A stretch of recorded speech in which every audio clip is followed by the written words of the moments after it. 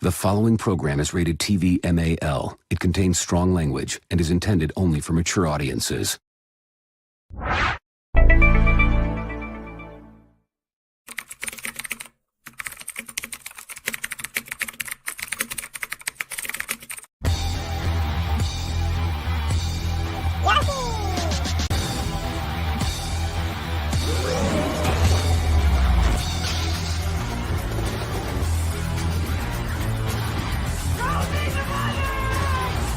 Where's my money, bitch?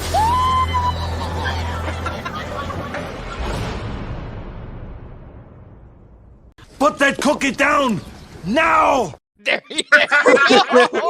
There you go. There you go. It had to do it somewhere. I had to put it in somewhere. Oh my God. I can't believe this Sunday is Christmas Eve. I can't believe that. I can't. I felt like it feels like I just got past with Thanksgiving literally a week ago. Eve, Monday is Christmas Day, and next Sunday after Christmas Eve, it'll be New Year's Eve. I literally just did my last bit of shopping. Okay, if someone I did my shopping, I finished my shopping around over the weekend, I believe. Yeah. If you just got a plate full of Christmas cookies, I'm gonna strangle you in your sleep. I'm gonna try and find a cookie. I'm gonna try, but I have to ask my folks around or something. Get the cookies. We had cookies. We've been having these Toll House cookies. You know, the dough you could put in the oven, blah blah blah. Because we just got a brand new toaster oven.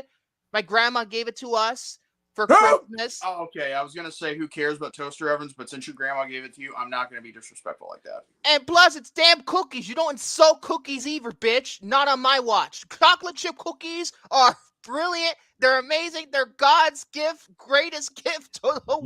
What about Oreo cookies? Well, Oreo cookies ain't bad either, but you don't bake them. Oreo cookies are the goat. Bah, bah. Oh yeah, I mean, I like Oreo cookies too. I like too. Oreo cookies. The chocolate chip. Oh boy, especially when they're homemade, baked from the oven. Forget about it. Welcome everybody to the 57th edition of the. I'm the host. Hey, that's Vic's job. No, I want him to take a break for this time because this is the holiday season. I'm here. I'm here. I know what I'm doing. Shut up, asshole. I want to start this off with some Christmas carols. No singing at all. No. Don't make me put on something from the room. Don't. If you put on like I said, if you put on the room, I will leave this panel and I will not come back. No singing. No. I just want to have fun. I know you want to have fun, but it's no singing. It's a rule. We can have fun and talk about the things. I got my best films of the year coming up. Every time I'm talking about my best films everyone tries to hold on. Everyone tries to censor me of what I want to do best, and that is I want to sing. So what's wrong with singing? No. Everyone it's a lot better than having you talk about Lost for an hour. You're stupid. Tyler, don't encourage him. No. Everyone in the chat. Thank you, Tyler. Thank you. Everyone in the chat. Do we allow singing or not? Everyone in the chat. So does Mr. Freeze. What's on our side? Can I sing, Ben? You're not even on this show. Yeah, Ben. You got your award thing to do, and on the 15th, man, you can maybe sing there. I don't know. It's up to you. And by the way, we're probably going to be nominated for a lot of crap. So I guess even though the polls are not up, just vote for. That's why I should be singing, so we'll get more awards. Oh God! No. You son of a. You know, for a guy who wears a Santa hat, you sure are in the Christmas spirit. You freaking I am in the Christmas spirit. I'm going to be watching Die Hard. Not you. I was talking to him. Well, he's the one with that Santa hat too. He's a son of a Grinch. That's what he is. Son of a Grinch. What does that even mean? It means you're son of a green, hairy, fat-ass troll who lives up in a mountain who does nothing but eat bottles of glass and who look like crackers, and then tries to spank himself with a monkey playing the little hand clapper thing. But Jordy looks more like a leprechaun. You can be a leprechaun 1, 2, 3 in the hood, back to the hood, into space, returns. Yeah, space. well, leprechaun or Hunter looks like a Jordy that was more of a better leprechaun. Oh, but here's the thing, Jordy. If I were to eat like freaking glasses of milk, I would be my mouth would be bleeding all over the place. Yeah, and it'd be a lot. I don't want any of that. Jordy's angry because you know what? If your mouth be bleeding, it'd be a lot better than the thing that bleeds between your legs every time in a month. Oh God, I don't even. Oh God! Shut the hell up. In fact, I think the red is compensating for something for that hat. So. Oh Jesus, that's a low blow. Jesus anyway, Christ. what was I going to talk about? Yeah, you're going to eat Jesus Christ when I'm done with you. Speaking of which, it's also Jesus' birthday on Christmas, so yeah. I don't know what we should sing. Should we sing Happy Birthday or we should sing Merry Christmas carols? No, they're both copyright infringements. Who cares about? Oh wait, never mind. Who cares about copyright infringements? Oh dear. Then again, I used licensed songs almost all year before I was forced to change it. But that's true. In terms of Christmas, like seriously, I hope you all are gonna have a Merry Christmas, eat a bunch of the fucking cookies, get the gifts you want. Unless you have diabetes. And happy Kwanzaa too. Let's not forget about Kwanzaa. Hold on a second. I just remembered watching my virtual escape with McJuggernuggets. McJuggernuggets, that's where it came from. I remember watching, this one thing where he says, "Hey, Merry Christmas, mother." Oh, and Happy Hanukkah, bitch. Oh yeah, Happy Kwanzaa, bitch. Oh, okay. Santa! Oh my God! I know him. Watch, Gary's gonna come in here and he's gonna be mad. Like I love Gary. He's the son of a Grinch too. I was literally having a heart attack. Wax your back. Wax your back. Wax your back. Wax your back. Boy, reminds me of a hyena sex and sedation scene. You mean seduction, not sedation. You don't sedate anybody. Oh my. Maybe he's onto something. Sedation, because seduction, I mean, it's another way for sex too. But sedation, man, you know what that's called? That's called a roofie. Oh God, but. Yeah, I just want to say, even though I'm having fucking pizza right now, I'm probably gonna have some nice fucking I don't know what I'm gonna have. Turkey? I don't know. I don't know. I don't know what we're gonna have for our Christmas dinner. I don't even know what we're gonna have takeout. I don't fucking care. You can't have ham unless if you're a Jew. I'm not a Jew. Is this because I call David Zaslav a Jew? Well, actually, you called Harvey Weinstein a Jew. Actually, you called him a Jew. But there's a difference. I called him a Jew fucker. But no. You come, you fat Jew. Fat.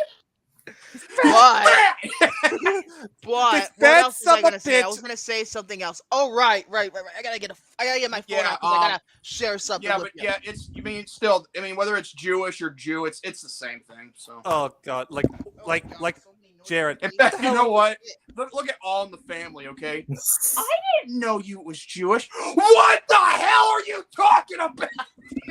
So yesterday I was kind of surprised because I haven't spoken about this in public. I've only spoken about this in the forum, but I'll review it now. I have a new addition to the family. Who's a cute dorky? Oh. He's a Frenchie. His name is Rico. And he's a rescue dog, so he was named Rico. So I thought instantly, hey, I have to watch Starship Troopers. I'm sorry, the dog looks horrible, but the fact that he's named Rico, you know what he reminds me of with that name? What? He reminds me of Rico the wrestler, from the WWE. The one with the song where you look so good to me. I'm only only gonna think of Starship Troopers. I want to watch. If I ever see want that to dog sit him on down and panel- watch Starship Troopers and watch him If kill I ever all the see that bugs. dog on your on this panel or anything on camera, I'm definitely gonna send you the theme song of But yeah, he's not in right now. He's not like he's been Oh, vomiting a hold lot. on, So hold on we're a gonna have to take we're scheduling a vet appointment to see what's going on because he's been vomiting all over the place. So Oh, that's why hold on, he's not with hold on me a right second. now. Tyler just reminded me of something. Okay, But you he's know, fine. He's fine. I'm Rico Suave. Oh God. Principal's office. Unfortunately, my mom made that joke, and I was cringing the entire time every time she said it.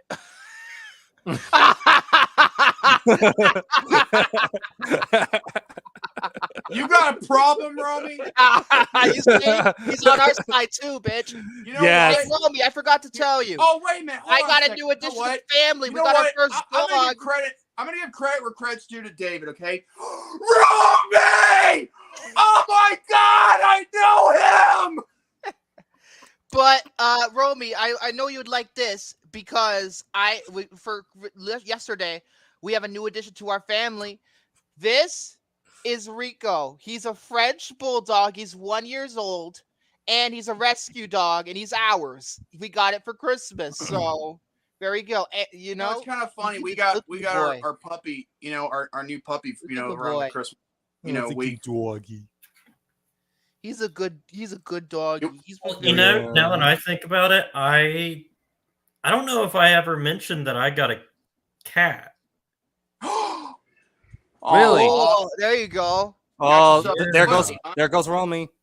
He loves his cats. So I can't. So whenever he comes on camera, I'll be sure to say. Wait a minute. Does that cat have a white thing on his chest, or is it just all Just a black? little bit of white. Aww. But he's got Also, a little he bit has of a white wonky paw, But let me so ask he's you: just always waving. does he have a white thing? He's on like, his chest? hi, Jared. Does he have a I white thing got on William his chest? lessons for Christmas. Shut the hell up, Tyler. Shut the hell up. I was bad at reading. Jesus Christ. Shut the fuck up. Jared, I'm asking you a question. Does that cat have like a white thing on his chest? Just a little like tuft of like white hair. So, yeah. But yeah, so Buddy, I miss you so bad. but but yeah, so And just for the record, if Gary's watching this, I did not name my cat after Buddy the Elf. You asshole. Buddy the Elf. I named my can't cat wait to watch Buddy Elf because again.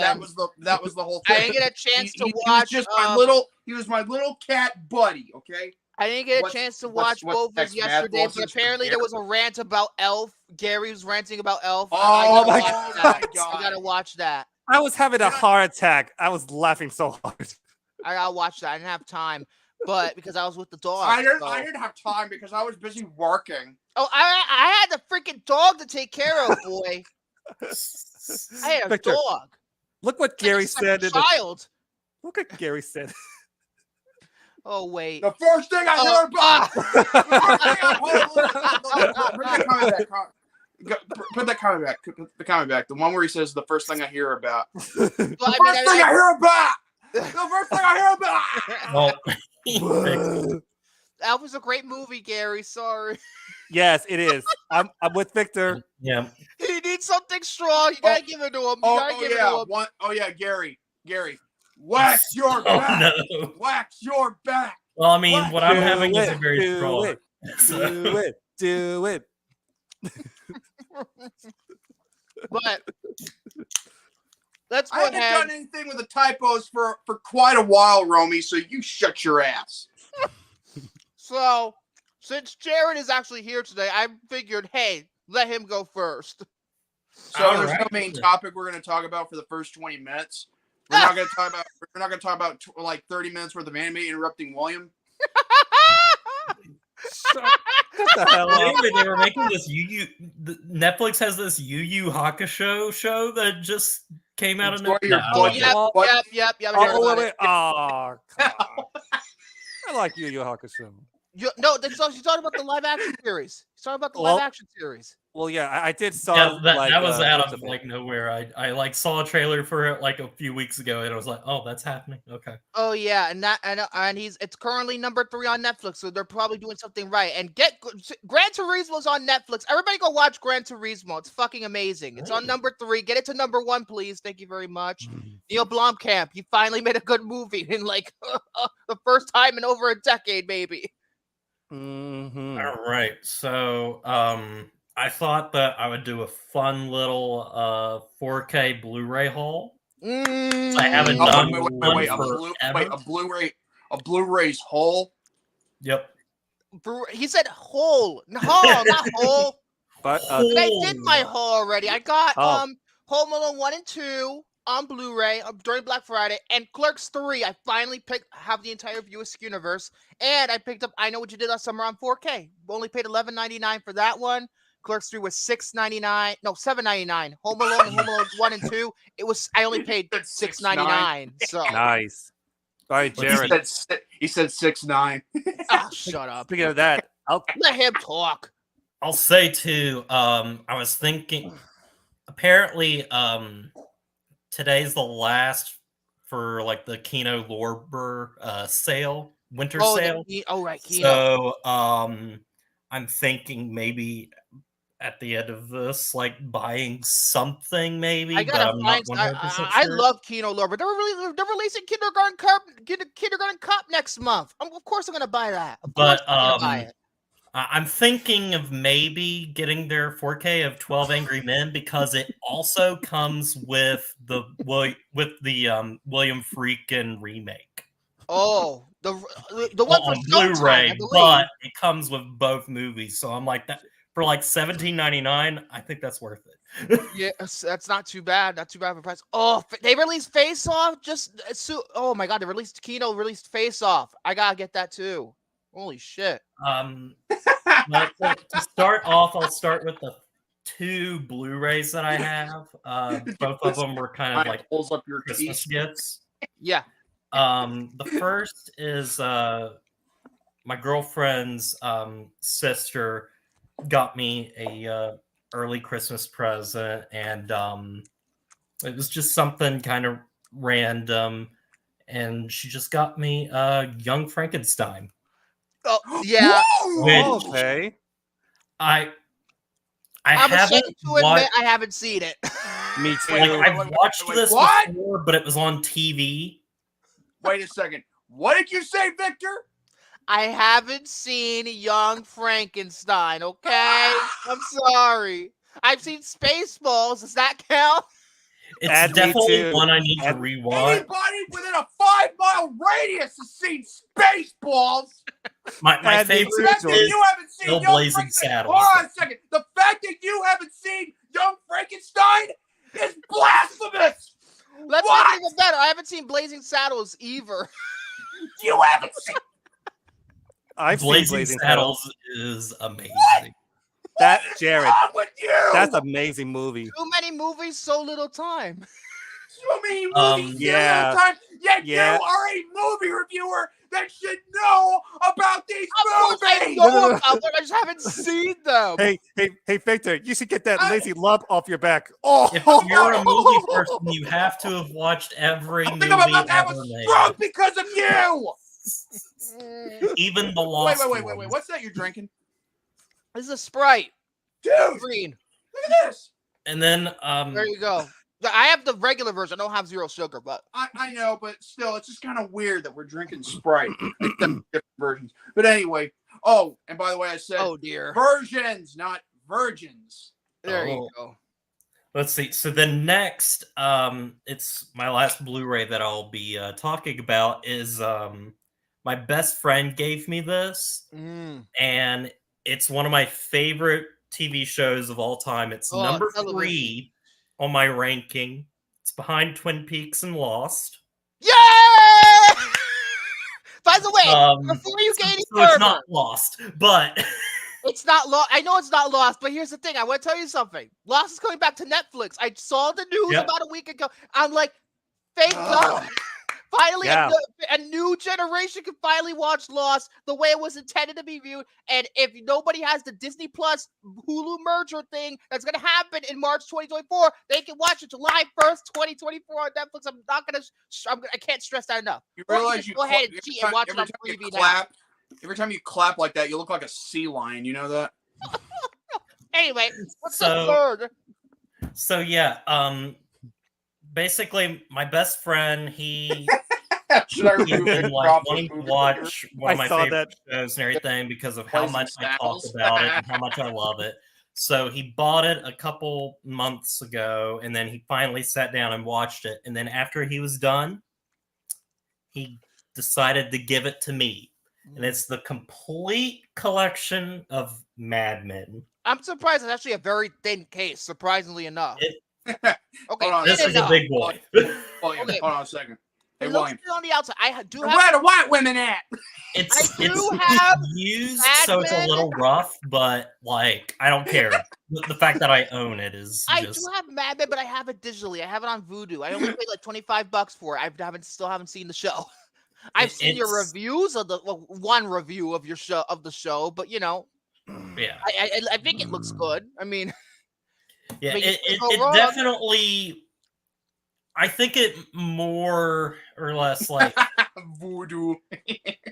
maybe like an older audience of like 40 to 50, or maybe going to get more out of it, maybe. But like it's still like just a slick, well acted, well written show as the that creators, one of the writers of The Sopranos, I want to get the box set. I literally was thinking about this for the past 5 days. I need to get The Sopranos on Blu-ray. My TV collection ain't gonna be fucking complete unless I have The Sopranos in some capacity. I need to have it. And that's saying a lot because I haven't seen the entire show. I've only seen most of the first season. That's about it. I haven't seen a single episode of it. It's like Yeah. me with Lost until about August. I only Well- seen the first not 8 episodes, but I stopped watching the show because I got bored. And then when I came back to it now, I finished the whole fucking thing, and now I'm a rambling mess. I always talk about Yeah. Lost all the time. I mean, Now here's the thing. there's 2 movies. I'll go ahead and mention them because would- I okay, do technically have them. I just haven't on? gotten them yet.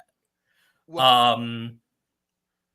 My girlfriend's mom got me Planet Earth 2 on 4K That's because gonna look it's beautiful. super cheap. That's gonna And look you know beautiful. they say that that's one of the 4Ks that you get to test out your 4K everything. Yeah, that's one of the greatest. And then I also have coming in the mail the new like 4K collector's edition from Shout Factory of JFK. Oh, that's the big Yeah, box the set right big there. like thick Ah, I set. see. It's like that thick. Yeah. I see. Yeah, So now Yeah. we move on to what I actually have physically here. all right, here we go. Here's And the the big first one I got these next 2 I got on Black Friday. Just cause By the way, it's this black. is one that I've been wanting to get for a while. William's gonna like it. Victor, not as much. Oh, But God help it's me. Bram Stoker's Dracula, Yeah, blasting inferno, fucking Keanu Reeves. in that which one. I my will favorite finally movie. watch Yeah. eventually, William. One of my favorite horror films of all time. I don't get it. All style, no substance. You be quiet. And But Keanu then Reeves here's is the- terrible The in guy that who movie. obsesses over Lost and says, no style, no substance. Oh, my God. Lost has substance, damn it, and style. Yeah, I bet they have a lot of substance, even though they never had once a sex scene in that show. That's bullshit. Yeah, Watch but I the will, later seasons and we'll talk, bitch. anyways, but I will don't say think this they too. ever showcased anybody once having sex. Sawyer had sex with that one chick early in season 1 during the flashback. His first flashback episode. Remember the con? Okay, I can't. Hunter hasn't gotten that far yet. He hasn't even got to Walkabout yet, which I'm ashamed. I'm ashamed to say he hasn't gotten to Walkabout yet. You son of a bitch. You see, It's you see really how right how there. easy It's it is right to play there, mind Hunter. games with you, Victor. You're that What? gullible. I'm not gullible. I'm Yeah, saying you are. people have had sex on Lost. It's network television. You can't do that much. that Christ. is true. Yeah, well, here's the thing, though. He's Yep. going through like a That's little rules rough now in this generation. of what No, he has you heard. be quiet. Now, next, what I have is a 4K that I've been wanting to get for I've a been very busy, long son of a time. bitch. And Black Friday, it was on sale. And I actually watched the first movie a couple weeks ago and tested it out, but it's the Mummy trilogy on 4K. I love the first Okay, movie. the first Looks two Mummy so movies. freaking good. The first in two Mummy 4K. movies, that's okay. The third one, We don't talk about. The Mummy Returns. well, what's not to Let's talk how I about feel other about than it the because fact the that CGI is so bad. Yeah, Like, Dwayne Johnson again- is Scorpion King. Honestly, like I've only rewatched The Mummy on this, so like the first Mummy is just a great like summer blockbuster kind of film and everything. It's just a I think it's really amazing. great Brendan Fraser action is the adventure film, and I have fond memories of watching The Mummy Returns, and I feel like the only was that the wait thing was that that the like Rock's always first time was being like at movie? least I was Yes, like that I was know his was Yes. good is Mummy the Returns was his CGI first with acting job. The Rock. Yeah, Oh my god! But the problem is, hold on. the CGI freaking in that movie is CGI. terrible. Yeah, And and then the thing next, is, some people have actually remastered it, on YouTube, where they actually make him look good, with the CGI. Because ILM didn't have time. Universal rushed them to finish the effects. Literally, they finished the final cut of the movie, I believe, 2 days before the movie came out. Yeah, That's and how also much it was. and also too, like in the original version, it's too bad that the Scorpion King looked like something you would see in a PlayStation 1 game. Oh my god, I don't think PS1 Yeah, is. I wouldn't No, it go looks like that freaking Sega far. Saturn. It looks I that wouldn't bad. go that far. Oh, God. I would say more like a PlayStation 2 game, rather. I say Sega Saturn. Like an early PlayStation 2 game. Yeah, that's more better because PlayStation 1 would be the kind of boss that would get. 8 days. That's true. and then So, next is What do you got next, JR? next is a 4K that I've been waiting for a while now, and it's one of my favorite movies of all time. Titanic. Okay. Wait, This which is going to one? lead to an interesting conversation. Yep, because I was just thinking about it. Wait, you gotta be specific. Which year? What was this one? This is a 97 movie. Honestly, Okay. we can there are bleed more than into one that Titanic. conversation right now. This With is more than one conversation. I feel like we should talk about this because let's talk about the transfer. I mean, it looks horrible. It looks. It's not as horrible as True Lies. See, and Don't you yeah, have and then also I don't know if you I know have to. I'm talking about the new 4K transfer. There's a lot of controversy. You want to give backstory to everybody who's not a techno blabble, or I'm gonna do it. Oh no, yeah, you go ahead, you do it. Okay. So as we know, True Lies, The Abyss, Titanic, and Aliens are all getting 4Ks. Titanic is the only one that has been out recently. They're all new 4K transfers supervised by James Cameron and John Landau, done by Park Road Post, that's Peter Jackson's post-production company, who did the same transfers for the Lord of the Rings 4Ks, which themselves are controversial to say the very least. They're controversial to some people. But with this, make sure I chew my shit down before I have a lot to say. Oh, come on. 2 down. 2. Anyway, the point is this. James Cameron and Peter Jackson, or whoever was happening to be there with the transfer, they did a new, fresh 4K scan of the original camera negative, as far as I know, supervised by Lightstorm. And then, they just did that. That would have been fine. There would be no controversy here. But what they did instead, afterwards, made it because not Peter Jackson, Cameron is a complete fucking perfectionist.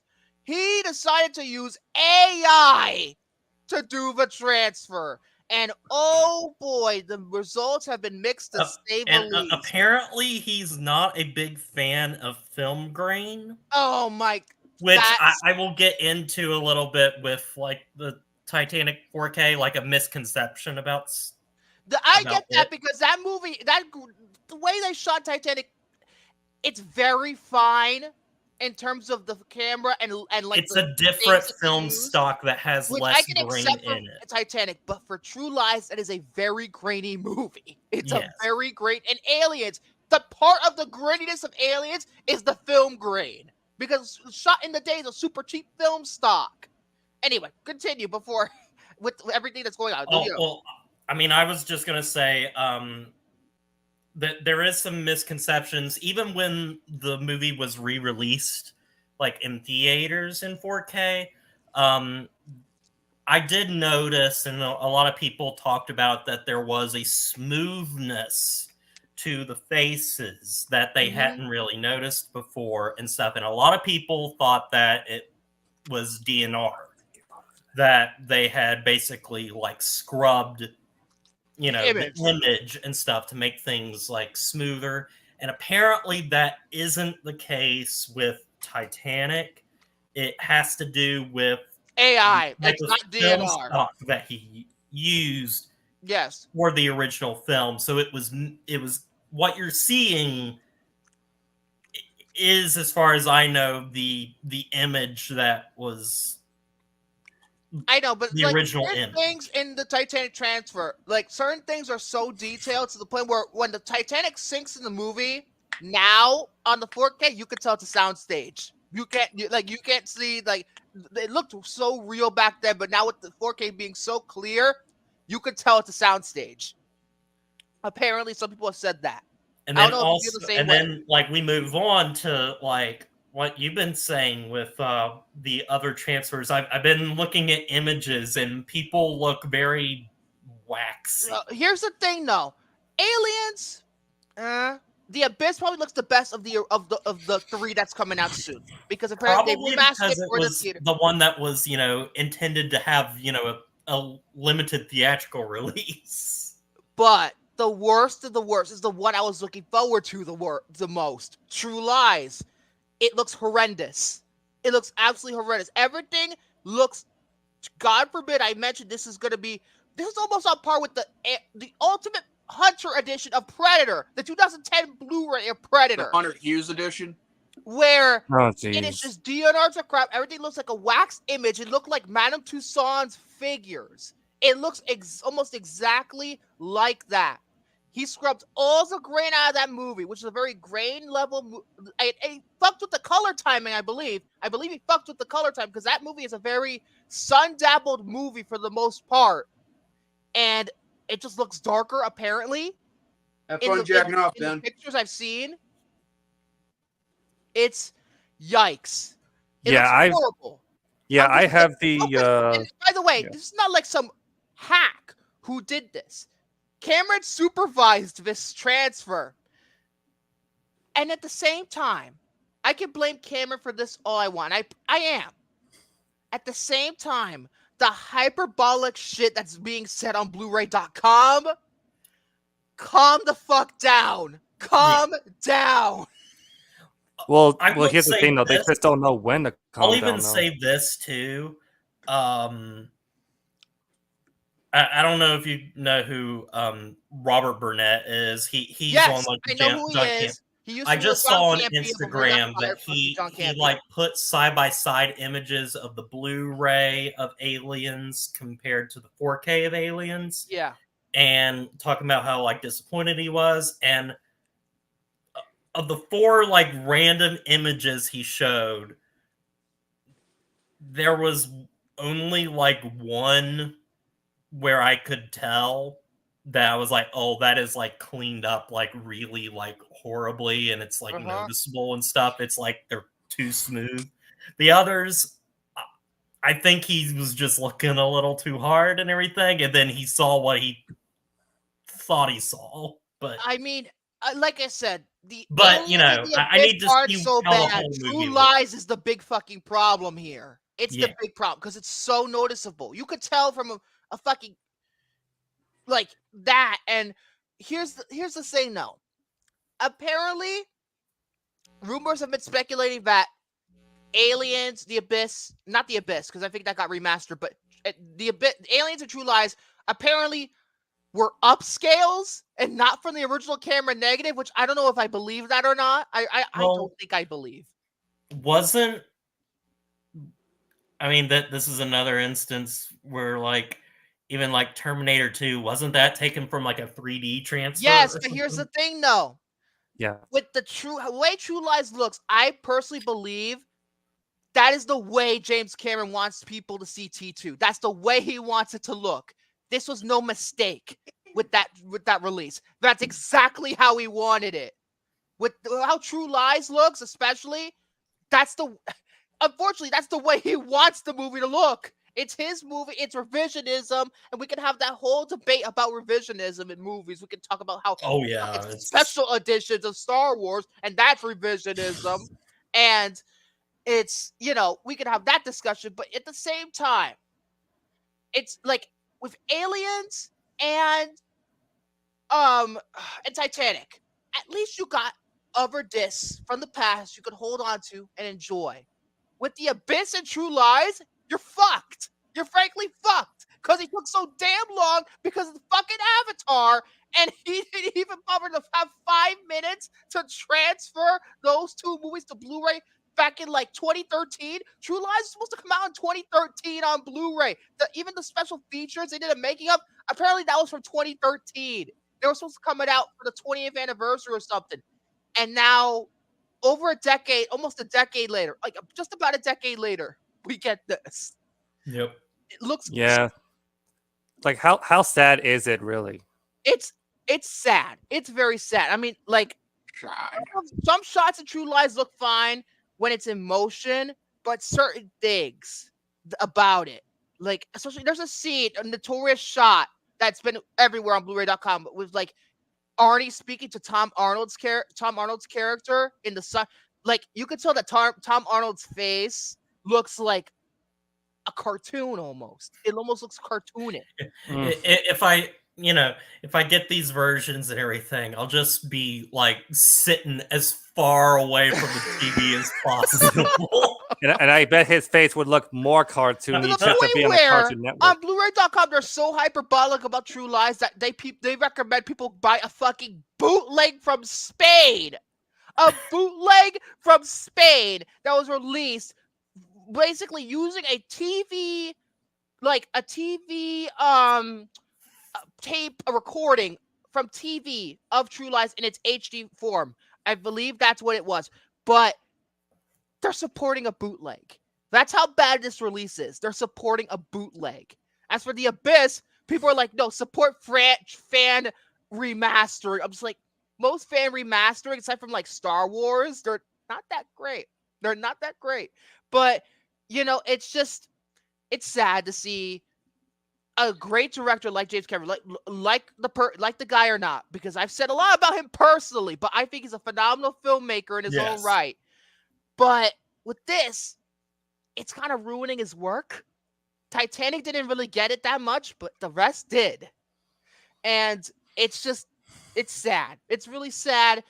But at the same time, it's digital versions. Like they came out on digital. Digital is really bad. We don't know what the discs are going to look like. That's another thing. The thing. There are differences.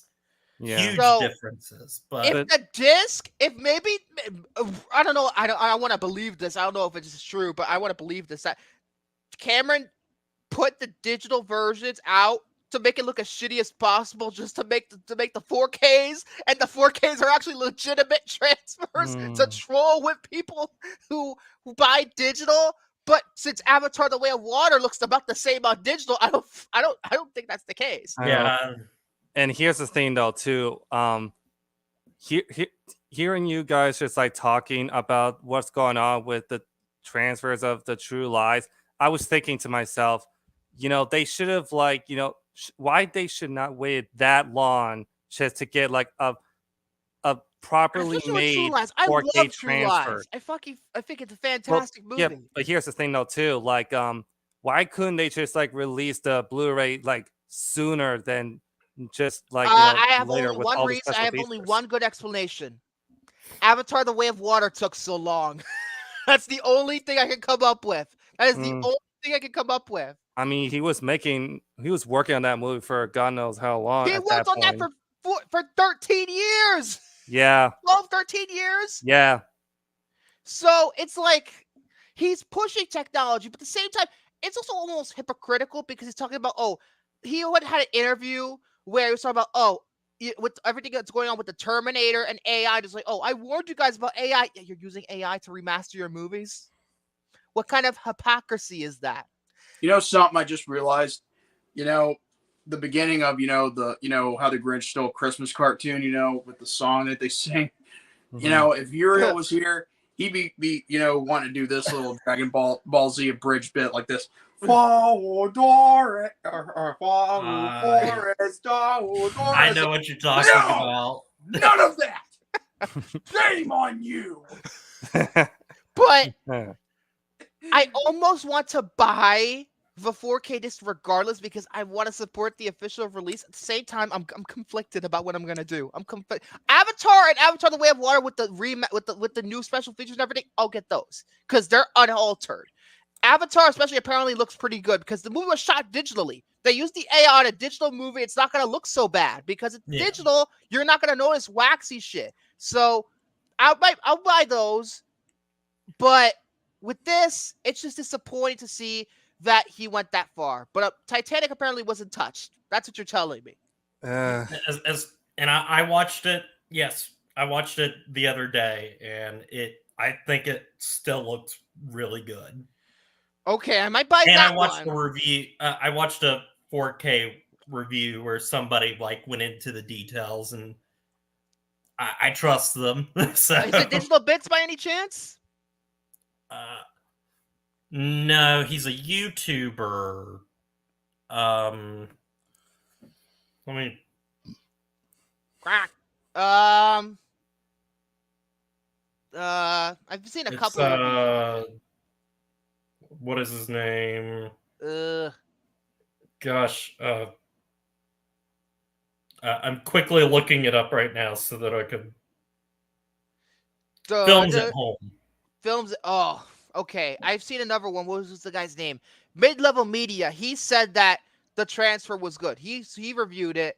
He said the transfer was good, but now now like certain people on Blu-ray.com are complaining about Digital Bits, Films at Home, all these other people about how, no, they're lying. They're lying about the transfer. Do not trust these people. We have to.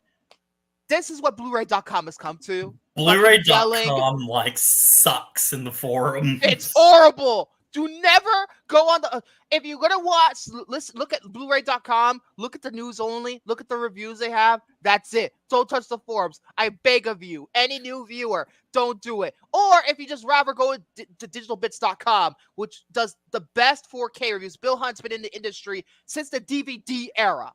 He knows what he's talking about. He reviewed the fucking Cinderella disc and praised the shit out of it. The new Cinderella 4K disc. I think it came out a couple of months ago. But and a bunch of other stuff. So I trust him more than. But at the same time, even though it's probably very waxy, I'm probably gonna buy these anyway because you know what? I've never seen the Abyss. There's a crappy. I don't want to buy that. I want to see the Abyss. So. I want to see it. I want to see it. I do too because I've actually never seen it. As far as I know, aside from Piranha 2, which we don't count here, that's the only James Cameron movie I haven't seen. That's Same here. Other than the documentary, I haven't seen Ghost of the Abyss. I didn't see that shit, but like his feature-length narrative movies, that's the only one I haven't seen yet. I've been meaning to watch The Abyss a long time ago, and I think it was originally on, you know how we have files, and then you can go through these different networks where you can watch free movies. There was, I believe it was like either, I don't know, like Cinemax, I believe it has it, but I just haven't got a chance. Yeah, Cinemax carried it for a while on TV recently.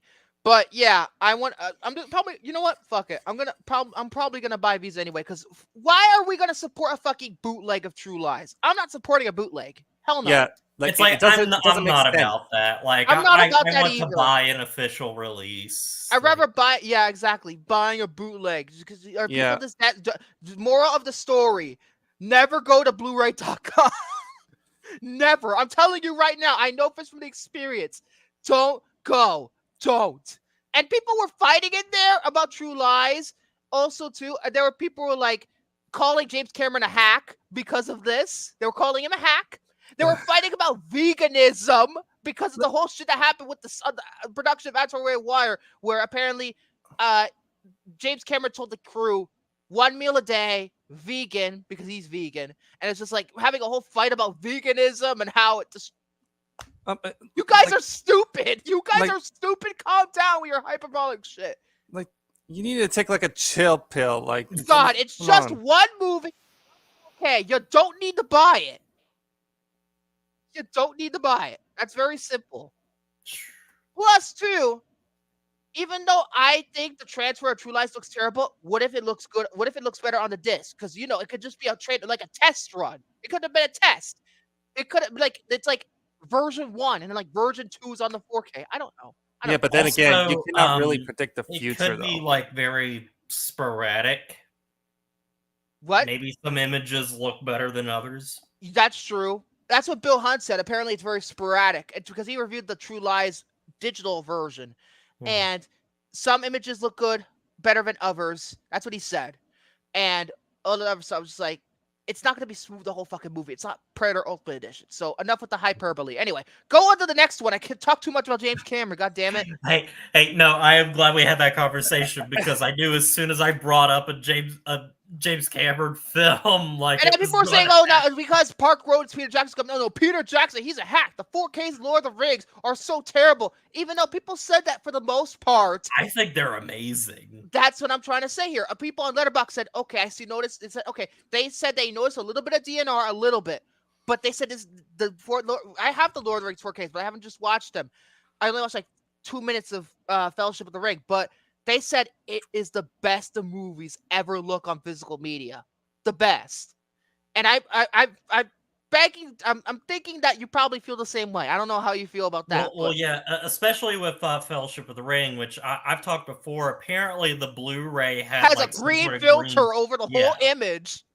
So, like, I think in terms of like the movie, the 4Ks of those movies, Fellowship of the Ring looks the best because it had the most work done to it. Because they took out the grain. It looks like the theatrical cuts now. Yeah. Pretty much. So I'm going to need to watch the Lord of the Rings 4Ks. Because I asked Santa for a Blu-ray play, a 4K Blu-ray player for my room here. I have a PS5. It's around Christmas time, and around Christmas time is when I want to watch the Lord of the Rings movie. So, if I get a 4K player, if I do get it this year, first thing I'm going to do is test Lost on it. Then Lord of the Rings or whatever, but Lost comes first. God damn it! So I need to see how that shit upscales my Blu-rays. Anyway, so next on my list, I decided a couple months ago to subscribe to the Criterion channel because there's a lot of like old movies on there and stuff, like some weird stuff that I've never heard of before. Everything, and I thought that would be like a nice way of like going through some like film history, but also as a way to watch like movies that Morgan and I like have on our list of movies to watch and stuff. But because I'm subscribed to it, I got a $10 off coupon to use on their winter sale where like stuff is like 30% off. 30%. That's good. I mean, So 30% plus $10 off. Oh, that's not too bad. It's like 40% considering. Yeah. So I decided to get a movie that I really love that Victor will look at it and will be like pretentious art house garbage. Oh, but here we go. Now here we go. Grab the book. Grab the beer. Grab the drinks. I wanted to get a 4K and stuff just because they're so expensive, being Criterion especially. Mm-hmm. But this is one I've been wanting to get, and it comes in a very nice case. Oh yeah. Oh God! But it comes in Lynch, man. God. it comes in like a very similar case that the Thelma and Louise did, where it's like one of these. Yeah, and I also also oh. Godzilla did it too. The 1954 version too. Oh my god, fuck Dave. I haven't watched. The only good thing about it, Naomi Watts is naked at one point, making out for a girl. Just that's it. That's the only good thing I But can say I about haven't it. Fuck watched David it. Lynch. I haven't watched this 4K of it yet, but it The just only David Lynch thing that I like is the first season of Twin Peaks. Oh, well, gee, I wonder why I don't say the second season. Or the third, for that matter. Ugh. I like all three. I'd rather watch Lost. So at least they actually had a finish. Next are two movies that I got at Best Buy the other day because Best Buy is doing all the sales. Yeah, I noticed that they put up the Disney 100 Steelbooks, $9.99. Yeah, That's crazy. Jesus. That's crazy. I didn't get any of those though. But okay, so I'm trying this to is hunt another down one that Best Buy Victor's because of not this. gonna Yeah? love. I'm gonna love it or I'm gonna hate it. No, you're not gonna love, but Oh, William fuck me. is because I think he's watched it. Yeah, he should have. I think. Okay, I'll give him credit before he starts. David Lynch's cameo in The Fabelmans, that's awesome. I love his cameo in that Actually, movie. I don't Yes. know if William's Huh? seen this or not. Go Uh-oh. ahead. What is it? But I don't particularly love double dipping. Oh, like- I don't Yeah. like When I double ha- dipping either. when but I I have to do do- it for me Me Avatar. neither. If I I don't have a like- really good Blu-ray and stuff, The and only movies I'm willing to double dip if I can find the Avatar movies, and if I can find the Blu-ray of Dogma, which is very rare for cheap, I'm gonna fucking pick that up because of course it's fucking Dogma. but if it's one of my favorite movies, I'm going. I feel like I have to, and it was $9.99. So That's I not had too to. bad. Okay.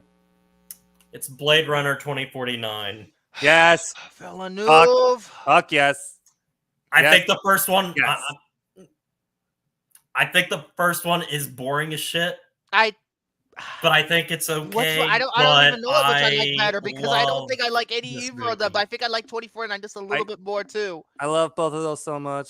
I love them But so to much. be fair, Um, I've turned around on Villeneuve. I like Dunk. I still call it Dunk, but because it's in my tongue. But I like the first Dune now. I watched it again. I'm looking forward to see what part 2 has in store.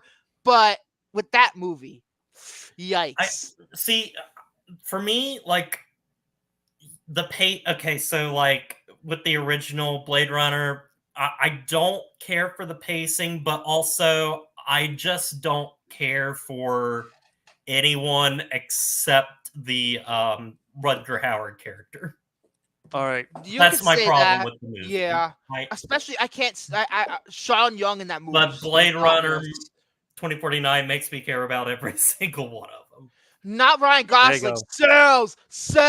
Sells. Fucking over. Here's the original. Over again. But Jared, then another here's the one original I have. that I got. This is another top 10 favorite movie. So I got Titanic and I got this one. So my 4Ks of my top 10 favorite movies are going up. Sells. It's To Kill a Mockingbird. I have the Yes. 4K, but on digital. Hell Thank you, yes. Soren.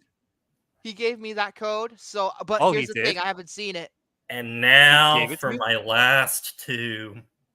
Oh dear, it has to be with a bang, is there? Oh boy. It's a Big Bang. Theory. There you go. I need to pick them up Okay. after the holidays. There you go. I need to. So,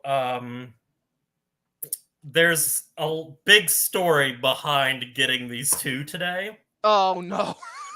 Okay. Um, I want to hear this. so my girlfriend, because the two Avatar films are like her favorite movie of all time. But both Wow. of them. Maybe it's the first one, maybe it's the second one. She can never decide. I go back and forth about which Avatar movie I like the more. But I go back and she- forth. I legitimately do She that. loves them.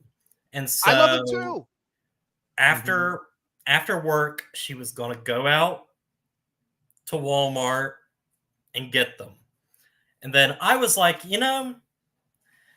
while I'm on break at work, I might just go and like see if I can Oh, I find know where them this is going. and get them. Well, first of all, here's the thing. My first major mistake was I went to Best Buy first. Oh, They did not have The Way of Water. which is the more recent movie. That's so shocking because it's the They more did recent have movie. Avatar, but I was confused about these releases. I thought that they were both steelbooks. No, because Best Buy has its own steelbook. And then I found out because I saw there was a Avatar steelbook, and then I was looking, and it did not say anything about the new coming stuff. with 3 different cuts of the film. So I got very nervous, and I started looking online, and nobody was telling me anything, but I was looking at pictures, and I was seeing that there is a copy that, like, you know, when you look at the packaging, it says up here, like in the cardboard stuff, like 3 versions of the film. That steelbook didn't have it.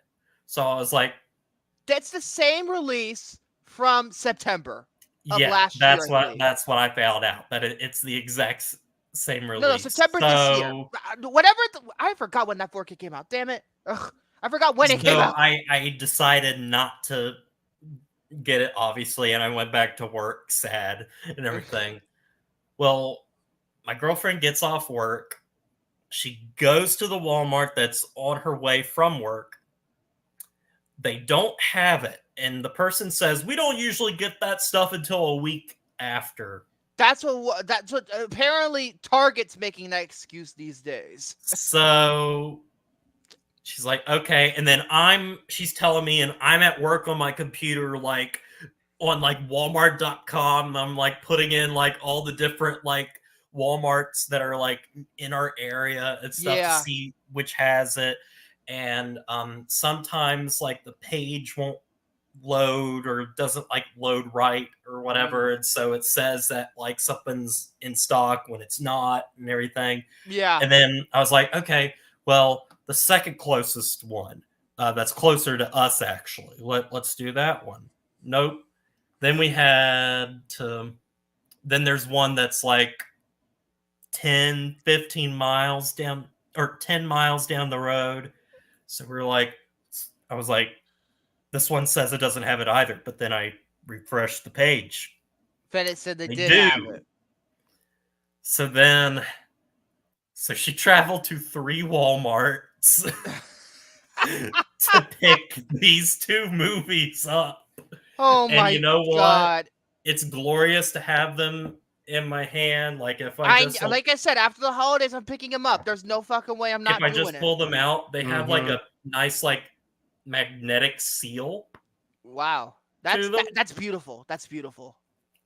They are like, it's almost like a nicer, more compact version of the Ultimate Collector's Edition of the first movie on Blu-ray when it was released in 2010, where it was thick ass. It was like a book kind of mechanism, and I still have it. But this is like, they feel really nice. They look really nice. Apparently, this is not a cheap product. Like, it's legitimately good material they're using. The one drawback that I do have, and it's like, I know like they're going for like a nice, like presentable, like trying to be very like flashy and presentable. The one thing I do have a problem with is like they use the same shit on the Oppenheimer Walmart exclusive Icon Edition. Well, apparently it's especially some of them are like harder to get out than others. Yeah, it's the same issue as the Oppenheimer Icon Edition. The regular edition doesn't have that, but the Icon Edition has that problem. But and then one small little gripe that I will always notice, but I'm just happy to have them. When she got these, they had the little like, black wire things around them, to like, what are the wires? It security shit. It's the security lock. Oh, I'm and surprised they so didn't take it out. it like cut into The just the package. edges. Yikes. This is why I It's order not. shit online these days. It's like not too bad. It's not horrible. Like it didn't like rip off like the finish or anything. But you could see it, and I'm like, that's annoying. But I have them. I'm happy. I have them. I can deal. Particularly the Way of Water. I mean, the features are gonna be excellent. Like, look at all the fucking features they added for the Way of Water alone. Jesus Christ. Well, see, and I was really wanting to get this version of the first Avatar because of the 3 different cuts on it. Apparently, the extended cut of the movie and everything. It does it have the extended cut, or is it? It has all 3 cuts of the movie. The original 4K had the theatrical version, which is technically the re-release from last year, with added the Parker scene at the end back in, and the special edition from 2010, which I think already had the Parker scene already in it. But I'm not sure. I think it might have. I don't think it did. I think it did. Oh, but I don't know. I've only seen that version once. Of the 2010 special edition. So, but it's it's not the true theatrical version. You want the true theatrical version? Go with the Blu-ray I have down over there. That's the true theatrical version. Also, what I'm so happy about too, the extended cut is my favorite version of the original Avatar. I think it's the best cut, but I watched the theatrical one more cut because it's shorter. But I think it's great because I was thinking that like, oh, we'll have this release and it has the extended cut, but it'll just be like the previous like Blu-ray cut of it. Maybe it is, but it is on the 4K disc so like the extended cut is on. Yes, I've seen. Yes, the 4K it's the first disc. time the special edition. It's not on one of the Blu-ray discs, as far as I know. Okay, so apparently, I look up Blu-ray.com. Apparently, this is the first time both the special edition and the collector's extended edition have been available on 4K. So it was only the theatrical version. It was only the theatrical version, quote unquote theatrical version. It's just the re-release cut. Okay. I'll say that. But apparently, the collector's edition, the extended cut with the scenes on Earth, apparently look beautiful. Apparently, they look beautiful. And also, I will be watching them this Saturday. So apparently, what happened is that the 4K disc has the theatrical version in Dolby Atmos. However, the special edition and the extended cut is only in DTS Master Audio 5.1, just like on the regular Blu-ray, which is disappointing. Why can't you just upgrade them to Atmos? Probably because probably the disc space was not that as big as they wanted it to be. Probably. Like they could have just separated them. Again, it would be way too fucking expensive. Like 3 different cuts on 3 different discs. Like the disc itself is like 4 discs, right? Yeah, there are 4 discs on this thing. There are like, I'm pretty sure it's 4 discs. Let me take a gander. Avatar, I believe it. The Way of Water is 3 discs because the theatrical version is the way. It's Cameron's preferred version. There's not going to be an extended cut. So bonus features. So 4K disc is just the movie, all 3 cuts. Okay, so this 1 is the movie on Blu-ray. This 2 on Blu-ray is the special features. This 3 more special features. Okay, so two special feature discs and then 2 movie discs. Movie discs. Yeah, exactly. So I need to get them, but it's going to be wait till after the holidays. It's going to wait. And then also talk about double dipping. Yeah. Yeah, talk about double dipping. I have to buy Avatar and Avatar: The Way of Water again. Yeah. Hey, I can't wait for Avatar 3 to come out. I'm not going to make the same mistake. They release, a different version of these 2 movies. I am not going to make the same mistake again like Avatar 3. I'm going to make fucking sure I get the real special edition, like the legitimate shit. I'm not going to buy the first edition of it because just in case that shit happens again. Yeah. Well, make sure not to make another bigger hole in your wallet. Oh, dear. They're already expensive. These together, all of this was $107. That's not too bad considering. Yeah. How much is the new editions of Avatar? Oh, kind of. I have to check I've heard- Best Buy with the 4K and okay, the collector's edition for Avatar is 45 probably bucks. either Good God Almighty! I could just get the WandaVision set for that fucking price. Damn it! So why, Cameron? Why you have to make it so expensive? I know it's new special features, but come on, man. I bought my copy of Avatar: The Way of Water for like 35 bucks, man. It's going for like $19.99 now. Yeah, it's. I was at Best Buy. I was like, "Holy crap, this is cheap." The Steelbook. Yeah, and I'm gonna keep the fucking Steelbook because it's beautiful. Oh yeah, I'm keeping the Steelbook. It's And you know beautiful. what? I'm keeping it as a collector's item. I'm keeping the 4K of that other Avatar release and everything because I like the cover of it. Yeah, but yeah, that's the plan for me. I'm gonna buy that after the holidays. Need to get a couple of other things like I Still Know What You Did Last Summer on 4K. Still need to get that because I have the first one now. I need to get the Face Off 4K, Kindergarten Cop 4K. I might have to try and pre-order. My money and the whole Cameron other like Titanic. Oh my God, my wallet's gonna cry. It's gonna cry like a bitch. Anyway, anything else? I am done. Okay. I feel like we went on a really long time, but we also had like a mini conversation in that. So. Yeah, that's true. That's true. At least it's not 90 minutes. I talked about Lost for 90 minutes, so it's not as long. So, William. All right, I'm probably gonna go over that I recently got to. Uh-oh, did he freeze again? Oh no, wait, hey. Yeah, you're fine. All right, You're fine. I'm all good. Yeah, you're good. All right. I'm gonna go over some Blu-rays to show you all, and this is probably gonna be like the biggest Blu-ray haul that I've ever done. So first Blu-ray I have is a movie that I actually watched for the very first time last night, and that is National Lampoon's Christmas Vacation. The best of the vacation movies, by far and away the best vacation movie, by far. It's I agree.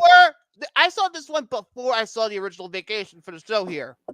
That's how good it is. That's how iconic it is. I agree. One of the best scenes in that movie is when Rusty was like trying to cut the rope that was surrounding the Christmas tree because of how tall that tree is, and then all the branches falling on top of him. And how about that the infamous sleigh ride when he was like just riding down those snowy hills and oh my God, chaos ensues. And I plus think it's overall the best vacation movie. They should have just stopped after this. It was that good. Hands down. I agree. It's by far the best. And then Vegas Vacation ruined everything, and Vacation 2015 ruined things even further. Yeah. Honestly, well, I mean, I have nostalgia with European Vacation, but I feel like I'm not gonna care for it that much. It seems like literally out of all the vacation movies, yes, people talk about the first one, but Christmas Vacation is really the biggest one people talk about. It's the most popular of the series for a reason. Yep. I can agree with that. Let's not talk about Christmas Vacation 2, the made-for-TV movie. We're not talking about that. Oh, jeez. Let's just pretend that it doesn't really exist by just snapping our finger. That is the problem of making, the funny side character in your movies the main character. Yeah. It's almost like The Adventures of Buck Wild, the Ice Age Cars spin-off. 2. Oh, fuck Cars 2. Fuck that fucking movie. Oh, Cars 2 is horrible. Hey, I'll be right back. I gotta get something. Yeah, okay. Cars 2 is the worst Pixar movie. That or Brave. It's one of the two. For me personally. And that's only because I haven't seen The Good Dinosaur. Because I heard The Good Dinosaur a lot of people don't like.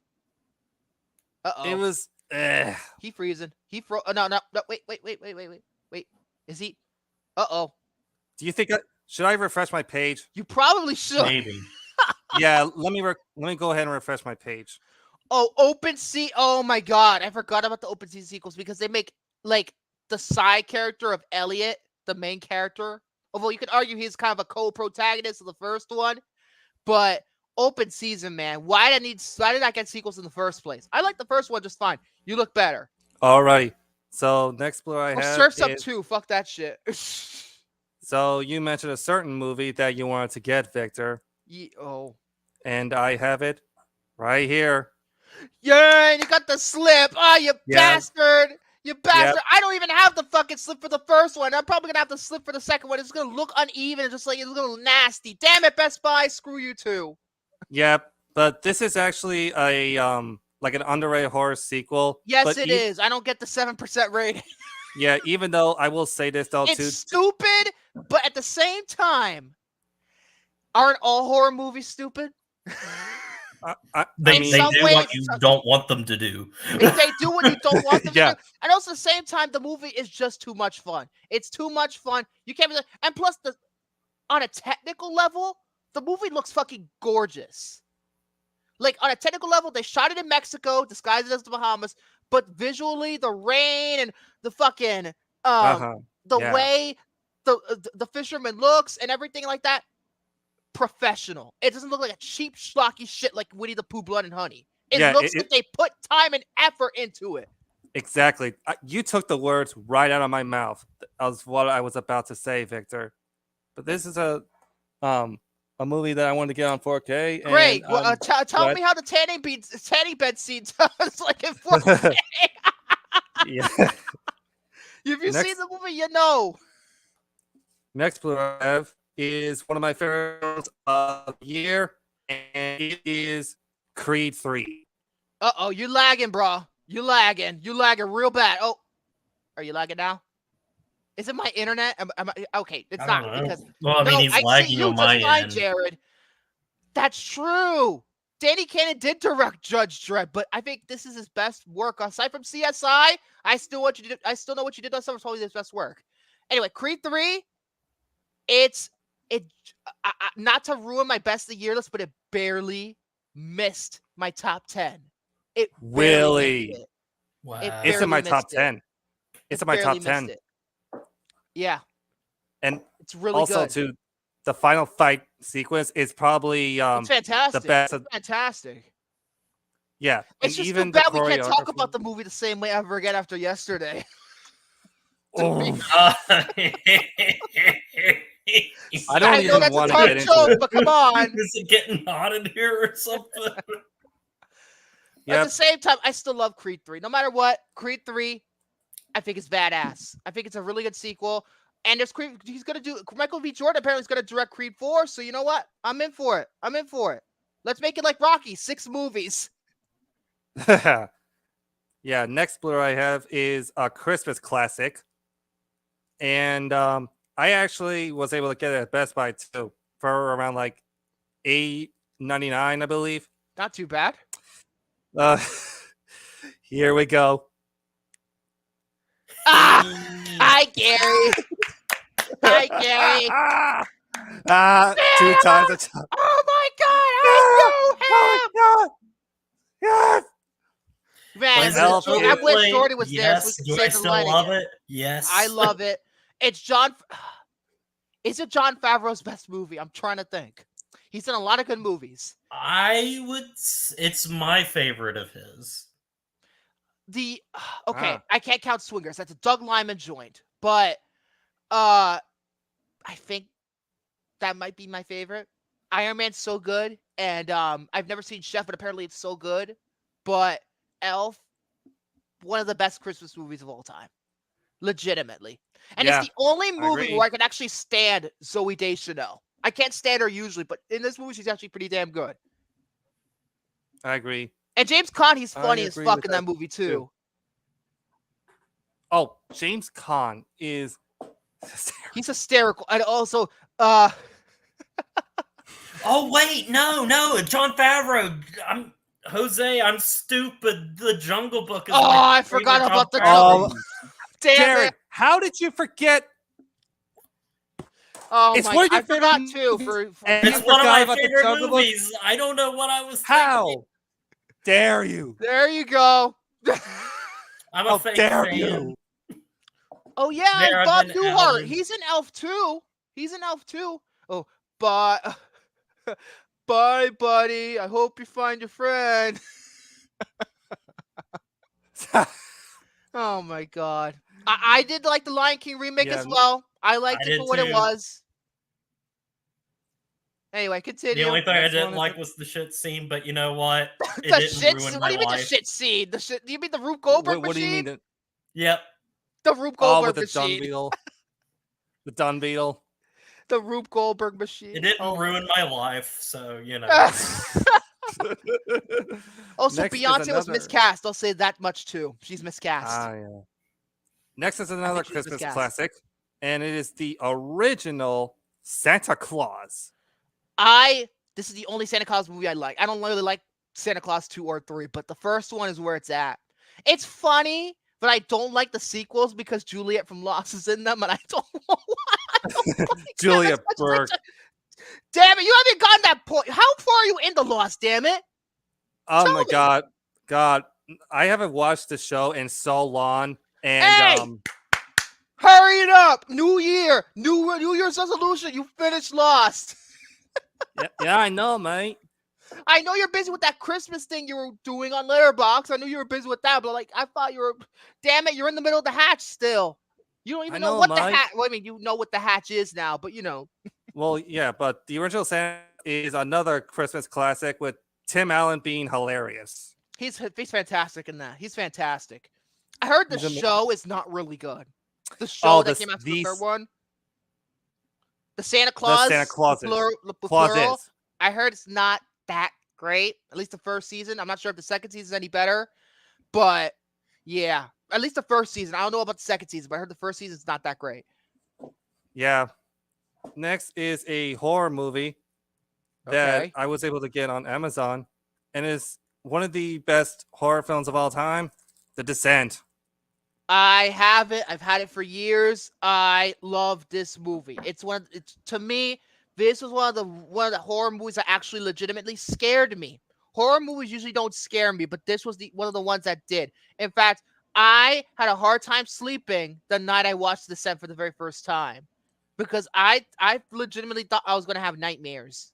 Yeah, and also too, also one of the scariest aspects about it is like you know how it's very tight, just to squeeze through. I don't even. That is didn't really make me claustrophobic. I just think the monsters that was the one thing that scared me the most, not the claustrophobic stuff. To me, I think it's the environment, because when you have a very well constructed environment to work in a horror movie, you're doing something right. And Thanks, Juno. You really had to take that detour, did you? yeah, and the caves especially felt very claustrophobic to me. We don't talk about part 2. Part 2 doesn't fucking exist. Fuck that shit. No, You know what's bad? When it didn't get a US theatrical release and went straight to video here. That's how bad it is. And also, the canon ending for part 2 is the American ending, the American version, which pretty much cuts off the last scene of the movie. If you have the disc, watch the unrated director's cut, quote unquote. But even though it's not the unrated director's cut, it's the UK theatrical version. That's the way it was intended to be shown. And that's how it was shown in theaters in the UK. But the Lionsgate like, we're gonna make it like Saw. We're gonna make sequels. Look how that fucking turned out. yeah. Next Blu-ray is something that I Hey don't Jordy, know. William got Elf on Blu-ray. Oh. He has a physical nice. copy. Hold up. There you go. Got it. Look, I watch need Gary. someone- Need a hug. Watch Gary. He's gonna be pissed. If you still watch it- Raccoon! Oscar! Next Blu-ray is Ugh. I don't know He'd be how. like, kick his ass, Oscar! Kick his ass! Bite his ass, Oscar! Give him the rabies! I don't know how you feel about this one, Victor. I don't know. I'm not sure about you, Jared, but Next Blu-ray is a film that I've been wanting to get ever since I have one of his films. Here we go. I loved that. Oh, now you made someone very angry. I really loved that movie, and I did too. Where's my That was- money, bitch? That was back when I first started YouTube. Oh, How's really? Scarlett your hack? You're a one-trick That's why I pony. need to Happy rewatch. Kwanzaa, bitch! To be fair, I did see the trailer for his new movie Civil War. It looks better. It looks way better. Yeah, I think his new movie looks a lot more like So it looks like a mainstream. straightforward narrative. Like mainstream, I guess you could But say. you're saying something because it's an A24 movie, but it looks more mainstream. It looks like an actual, like, legitimate, like, blockbuster almost. I actually think that's what I noticed. I was like, holy crap. Yeah. And he filmed it in IMAX, which I think is like only the second A24 movie to get an IMAX release. The first one was the Disaster Artist. Ooh. So that movie needed to be in IMAX, but you know, they put it in IMAX anyway. But yeah, Civil War does look better, so I might give that a go. If I hear good things about it, it's not gonna be like fucking this or Men. Oh God, I don't want to. Men. Okay, that I can agree with you. Men is garbage. Looks like. I hope so. I hope so. I hope I don't have to keep criticizing them like I usually do. Yeah, but I love Annihilation, and plus, you know, with Civil War, good cast, good cast as well. Mm-hmm. Oh, absolutely. Next one is something that I've been waiting to get for a long time. Oh God, and Tyler, you had to go there. Oh, you have to. You can't add Captain America in the title. Like, oh, did he freeze again, or is it me? Was I cutting? Am I cutting? Was I cutting? Can't see. No, you're good. You're good. Was I cutting? You're good. Okay. You're good. You're good. But hey, like, all right, keep doing that. So we can keep doing that to piss off Romy. That's all. But jeez. So you got with Civil War. Of course, you got Kirsten Dunst. Of course, that's major reason why to watch that. But you know, at least it looks more mainstream. That's all I gotta say. Do you have an erection every time you see Kirsten Dunst? Watch the original Spider-Man with the rain scene. Oh. Why? Because she was so wet. Oh yes. That makes me grow something. I'm joking. Although I am a straight male, so I don't know. William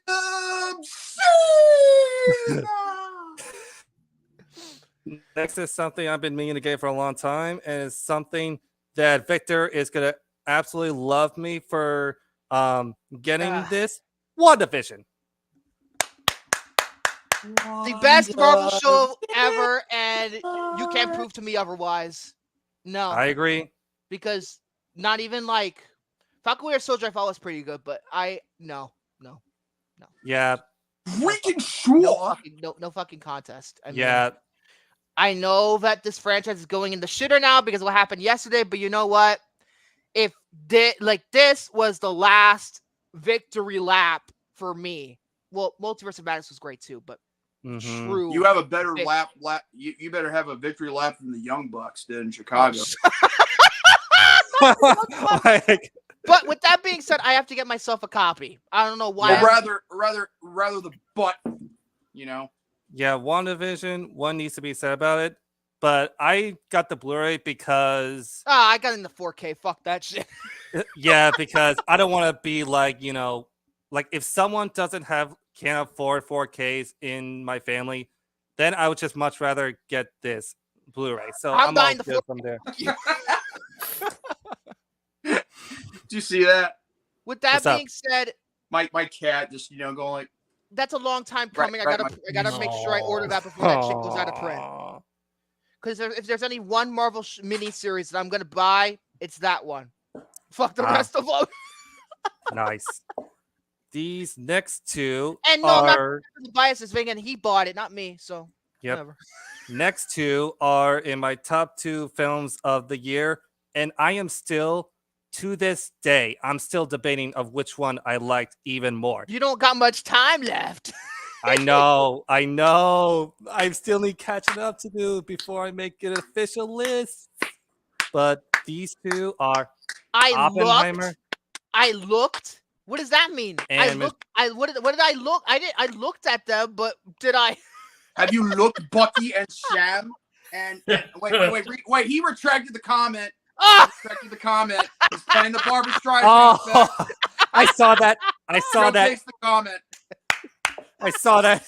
Showcase the comment, Victor, to show that you can't play the Barbra Streisand effect.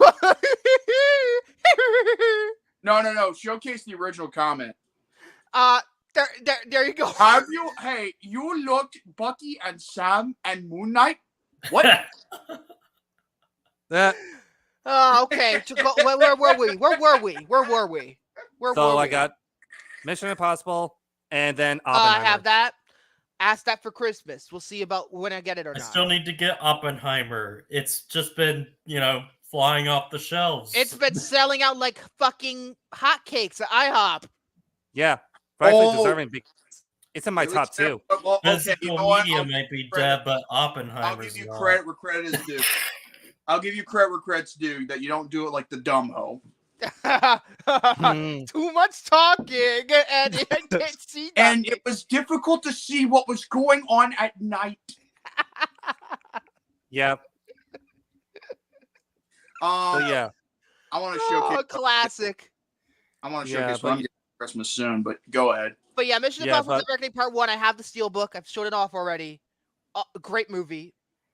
It's gonna be in my top 10 of the year. Oppenheimer. I hate to break it to you, but it barely missed the mark on my top 10. And the reason was a couple of reasons why I don't have it in my top 10. As of now, remember, I should say this before I go into it.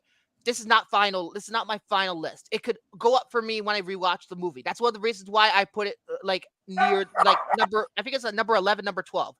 But I have to rewatch it first and foremost. Number 2, am I going to judge it based on the sound mixing? Because remember how I feel about the sound mix. You remember how I feel about fucking Christopher Nolan and his fucking sound mixes. Sometimes. Because I love, visually, with script level and technical level, director level, it's 5 out of 5 easily. Maybe even 6. But the sound mixing kills it for me. But I hope the 4K disc fucking fixes that shit. Yeah, true. It's the sound mix that killed me. Yeah, but Oppenheimer is the only film this year that I actually saw twice in theaters. Did I see it? No, it was last year. Yeah, I that saw was Top first. Gun Maverick twice. Okay, the first time I saw Oppenheimer was in IMAX. Which is the way to see it. Well, I saw it on 70 millimeter, to be fair. Which is God. Oh yeah, in that theater too that you mentioned, right? Yeah, I mentioned I saw it in 70 mil. Guys, Jordy, what's so funny? Look at the Filmtastic forum and tell me why I shouldn't be laughing. Let me have a look. Oh my god.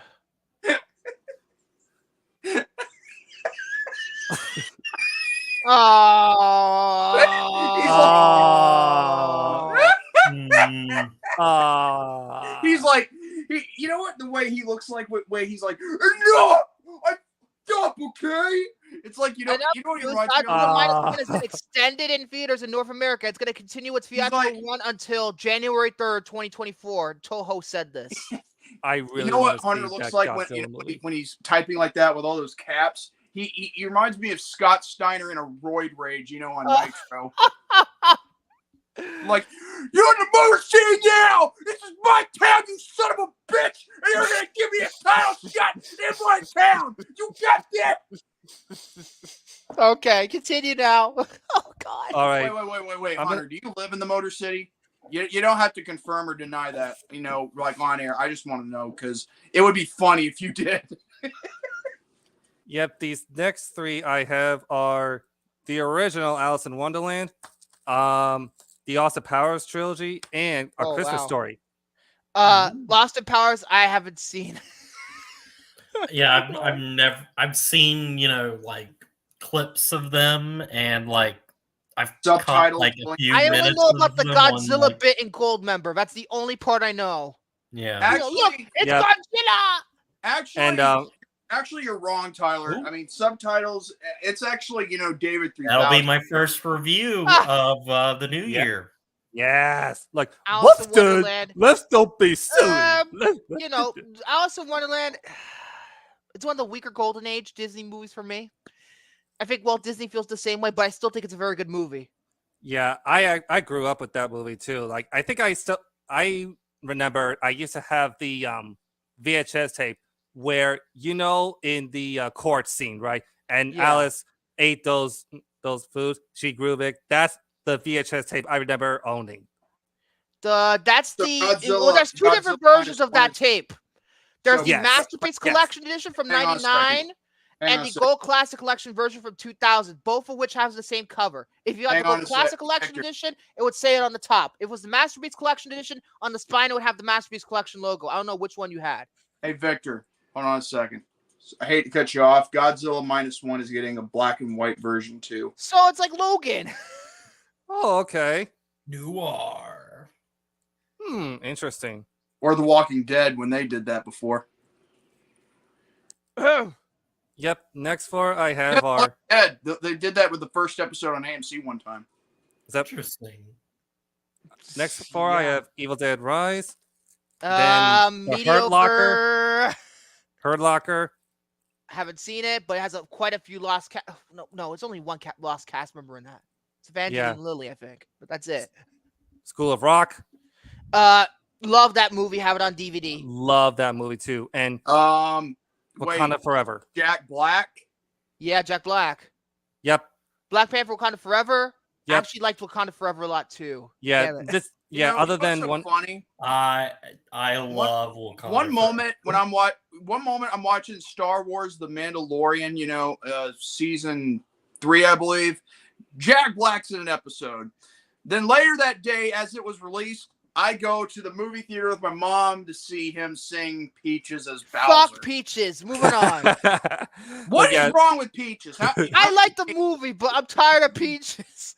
Get Daffy Duck to do one. You hate Peaches? Didn't we make this clear? I get irritated. Does that mean you hate that shit? Wait, hold on a second. Does that mean you hate fruits in general? I don't hate fruit. I like bananas. All right. I do. Wait. Say what?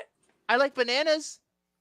Ooh. I do too. You like how do you like your bananas? Oh, shut the fuck up. Anyway, we were saying, William, about Wakanda Forever. Yeah, Wakanda Forever. Other than a certain Marvel film, this is the only MCU film I've never seen. You've never seen Wakanda Forever? No.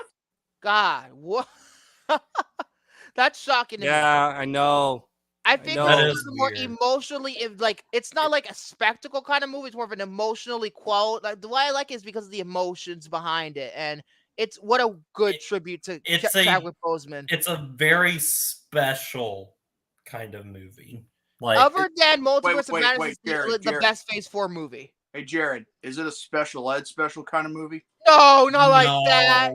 Oh God damn Although it. there are a couple of things that, looking back, might not be that, might have been forced in. Like Ironheart, did she really need to be in the movie? I don't think so. That's really my only flaw with the movie. I don't think so. You could have taken her out. Nothing would have made a difference. I think personally. Yep. Yeah. Next one I have the Mara movie. Great movie. Shut up, Romy. Ibarra, where are you? I have Puss in Boots: The Last Wish. There you go. It's not something he would like. That's how we coax him back. That's how you coax him back to do. God. You buy Puss in Boots: The Last Wish. Like a cat, we wave Puss in Boots: The Last Wish in front of him. Yeah, waving like a key in a baby's face. Or better yet, put some heroin on that table, and he'll just snort it up, and then he'll just come back. I haven't seen that movie, so I still haven't seen it. I know. I'm sorry. And then Interstellar. Great movie, terrible sound mix. I've been wanting to get that 4K. Great movie, but terrible sound mix once again. Yep. And I was also, lucky enough. I'm somebody that think some people have a problem with the third act. I think I don't. Is my only problem with Interstellar, it's a 5 out of 5 movie other than the sound mixing. I love Interstellar. Yeah, I do too. And then I have. I don't even have a problem with Matt Damon in that movie. Yeah. Matt Damon. Oh, never mind. Matt Damon. Next one, I have the Kung Fu Panda trilogy. I have it. Yep. I have a slip though. I don't think that's a slip. Victor, I know you're not a fan of this one. Polar Express. All Style, No Substance. Hot. That next one has a fucking plot. Next one. Listen, I read the Polar Express to some kids at our library the other day, and it was the first time that I had read that book in a long time. And really? And let me I guess don't know why, what- but like reading it was like very cathartic, and by the end of it, I was like, "Oh my gosh, I cannot cry in front of these children." Let Yeah. me guess. Let me guess. Did one of those kids? Hey, shave your face. No. I do need to trim though. My girlfriend doesn't Oh, like my dear. beard bushy. And yes, Jose, I'm looking for the Kung Fu Panda 4 very much. I'm excited for that. Next one. I am too. Although I haven't seen the trailer. I haven't seen the trailer for it. I'm going in blind. All right. William, you're frozen. Oh dear, here we go again. More frozen than Elsa right now. Whoops. Uh-oh. Okay. Am I You're am I good? You're Yeah. good. Wait. But- Okay. Now you Nice, froze. but Not Go anymore. like this. Not anymore. Okay, now we can see But- you. hello, Jared. Graveyard is bipolar. You may know who I am. I want to play a game. Saw 10. I still Saw need to X. see it. Game. Oh, Saw X. Excuse me. Love- It's not pronounced Saw X. I like so much. One of my favorites of the year. I need to see And Saw X, this- so that's why another reason why it's not my list when I do my best ones of the year is not official until I see Saw 10. Saw like X, Saw- excuse and- me. More like Saw D Generation X. And they're doing Saw 11 now, which I guess And is I'm good. I'm interested, but it's weird that the guys that have written the past 3 films, I'll be right back for one more Jigsaw, time. Spiral, and Saw Okay, X are not the ones Jordy. writing 11. I think that's better off Yeah, because yeah, I've heard Jigsaw about- was a piece of shit, apparently. I like Jigsaw. No, not Jigsaw. I Not Jigsaw. was It was mad. not Jigsaw. Spiral was the piece of shit. Excuse me. Spiral was the piece of shit. And also too with Spiral, like the way that they ended was just kind of insulting. It just felt like an ending of Spiral, an I Everybody love Hates the Chris style. episode. of it, but the writing in it is not good.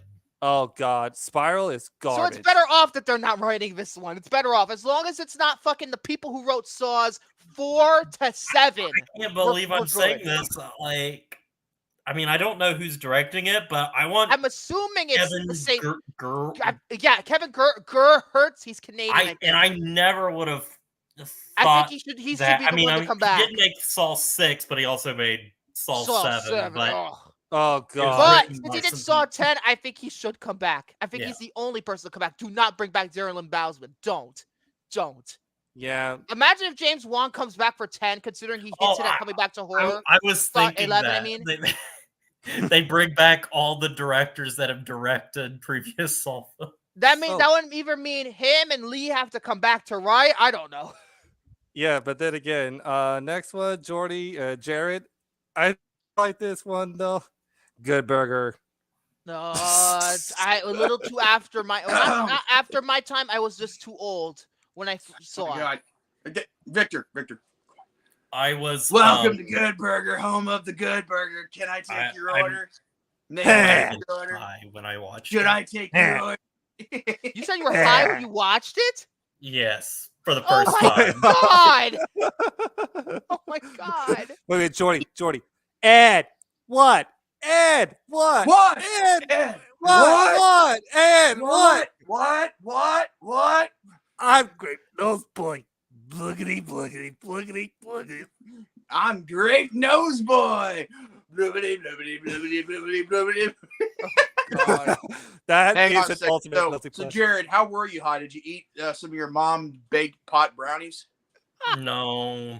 Did you use a reefer? I won't talk about it here. Oh, then God. Well, then again, you shouldn't have said anything because I would want to talk about it.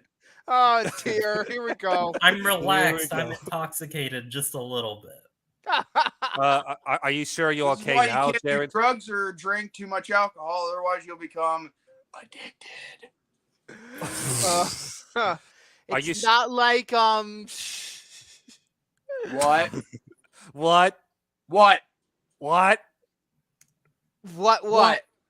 I'm talking to Victor. Yeah, I'm talking to Victor too. What do you mean? I'm talking to what? Right?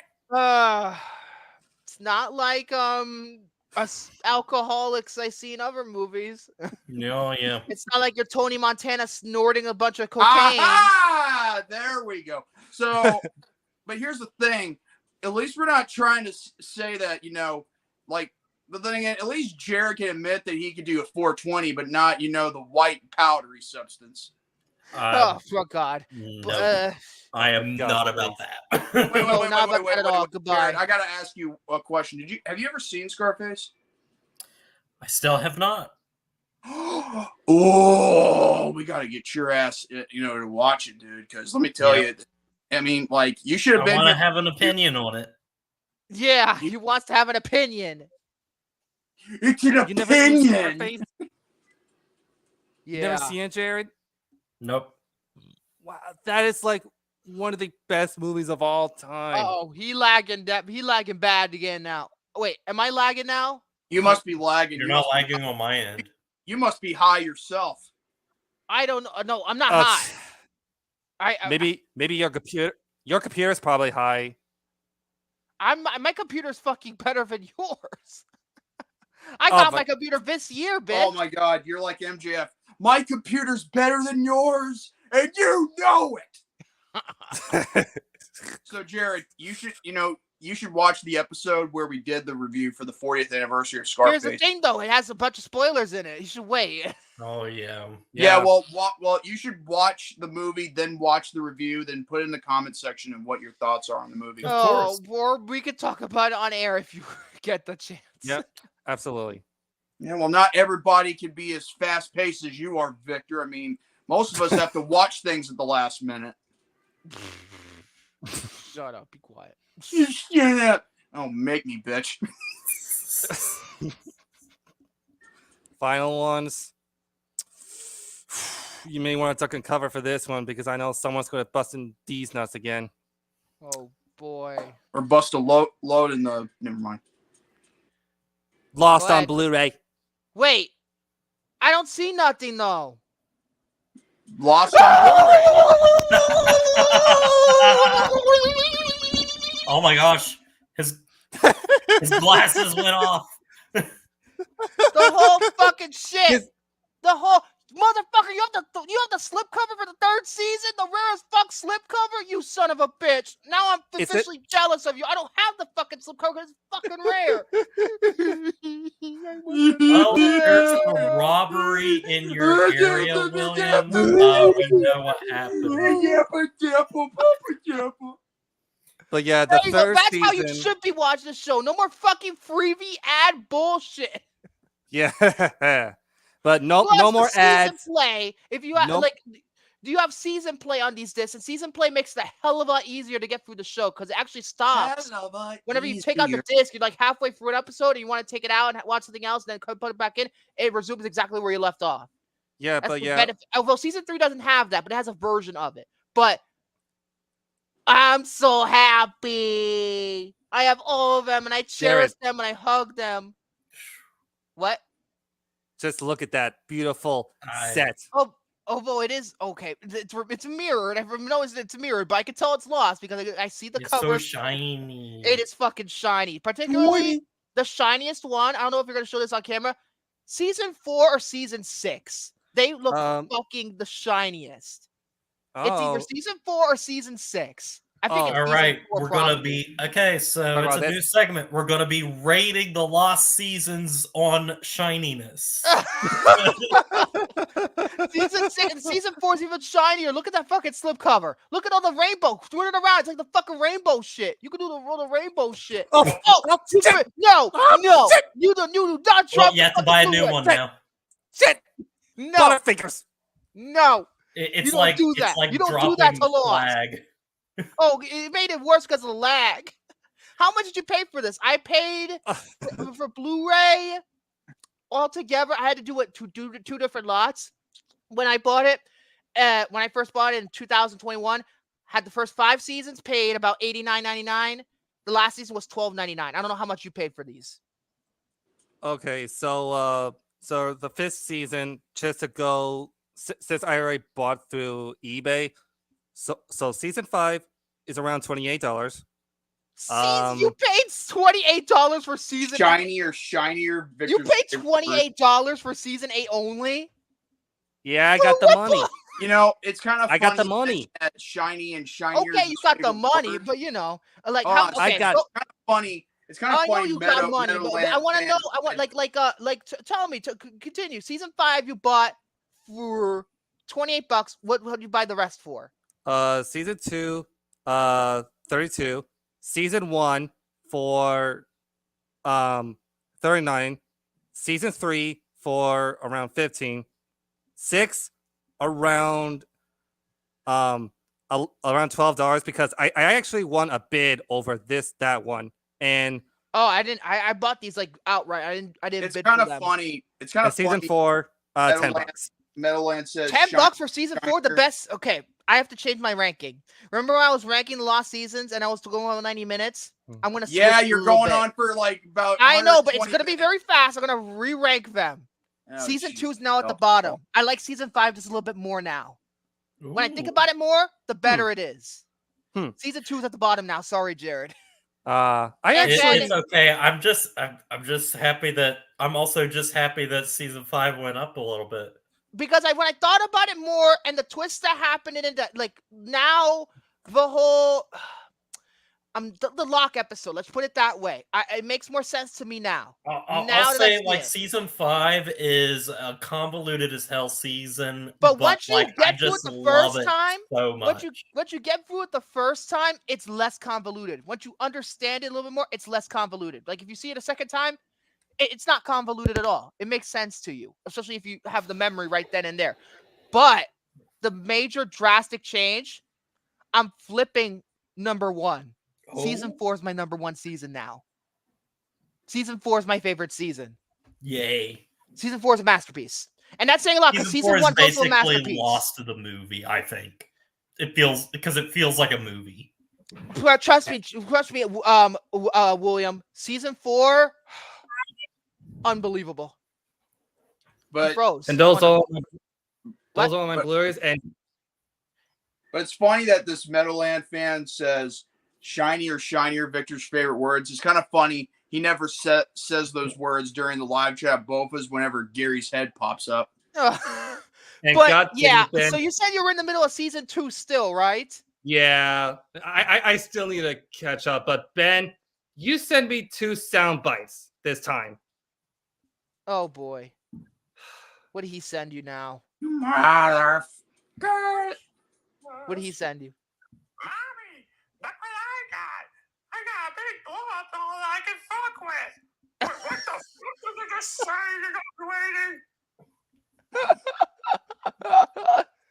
Oh my god.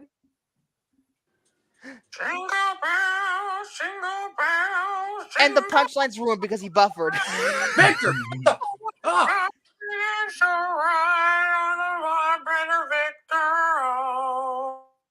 I can't hear shit. It's buffering on his end really bad. Oh my god. What?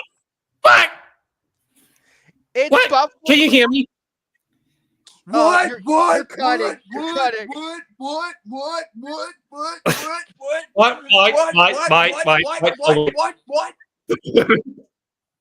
Oh my god. Can you hear me? Now I We can. can hear you. All right. Now I can. It's like Kurt Angle. What? I hate this freaking city.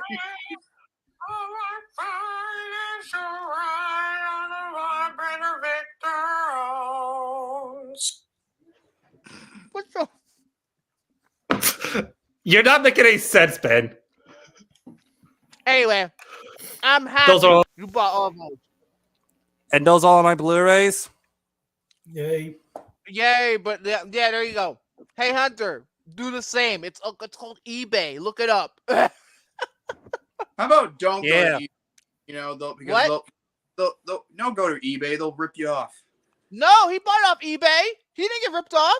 I did. I bought my lost seasons on eBay too. Well, That's like the then best way again, to get them sorry, because but, they're out of print, as far as I know. Well, Yeah, I'm sorry. Hunter, eBay is the only one you'll get, Mike. Let's see a complete series lot on Blu-ray. I'm just gonna see just in case. Am I lagging? I wish.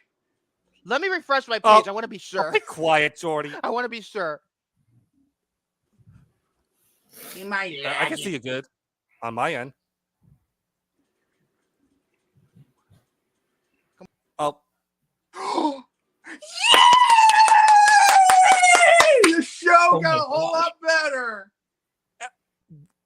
oh, I hope Victor better not hear that from you. Jingle bells, Uh-oh. monkey smells, Victor laid an egg. Shut up! I heard you. Oh. Wait, what'd you say? I said, shut up. I hear you. Okay, I'm here. I'm seeing all these different lots. The cheapest one with the cheapest lot that I see to get the whole series is technically on DVD $39.99. Oh, but wait.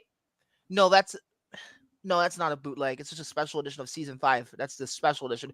But the cheapest one I see here in terms of the complete set, about currently $124, of what I paid less for this. So make of that what you will. There's a complete 4th season on eBay that was signed. Who signed this? Because there's Really? 6 signatures on it. Really? Let's see.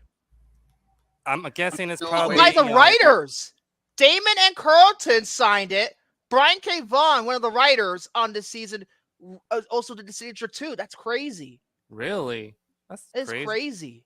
Wow, that's nuts. And it's $420 if you $420 if you want to pay for that. I'm okay with what I got. But at least, you get a nice touch. You get fucking Damon and Carlton signatures all over it. I'm assuming Jack Bender's one of the signatures too. I don't know. Yeah, I'm Anyway, okay with that's that. enough of me about Lost. I'm sorry. Yeah, and those all on my Blu-rays. Okay, now am I fine? Am I cutting? Yes. You're Am I good. cutting? You're good. Okay. So now what I'm going to do now is I'm going to go over my best films of the year for now, because of course it's not official yet. I'll make it official once I see Hunger Games, Godzilla -1. Am I forgetting one more that I was talking about? It will come to me. Anyway, I'm going to make it a top 15. I'm going to make it a top 15. We'll see how we go. And we Okay. can go from there, all right?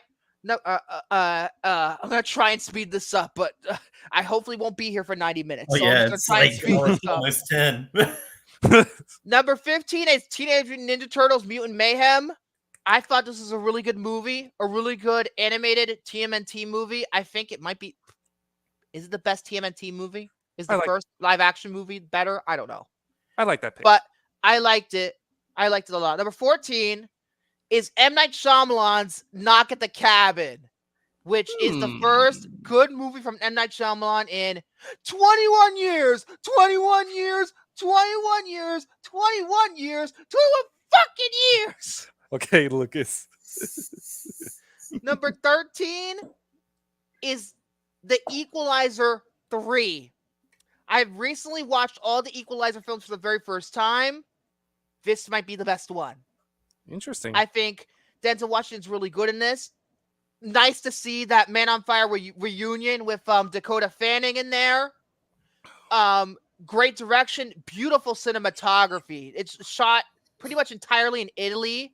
It's gorgeous. It's a gorgeous movie. It has some good action to it, particularly the opening scene. It's really good. I would highly recommend it. If you like, I would suggest watch the first 2 Equalizer films before you do, though.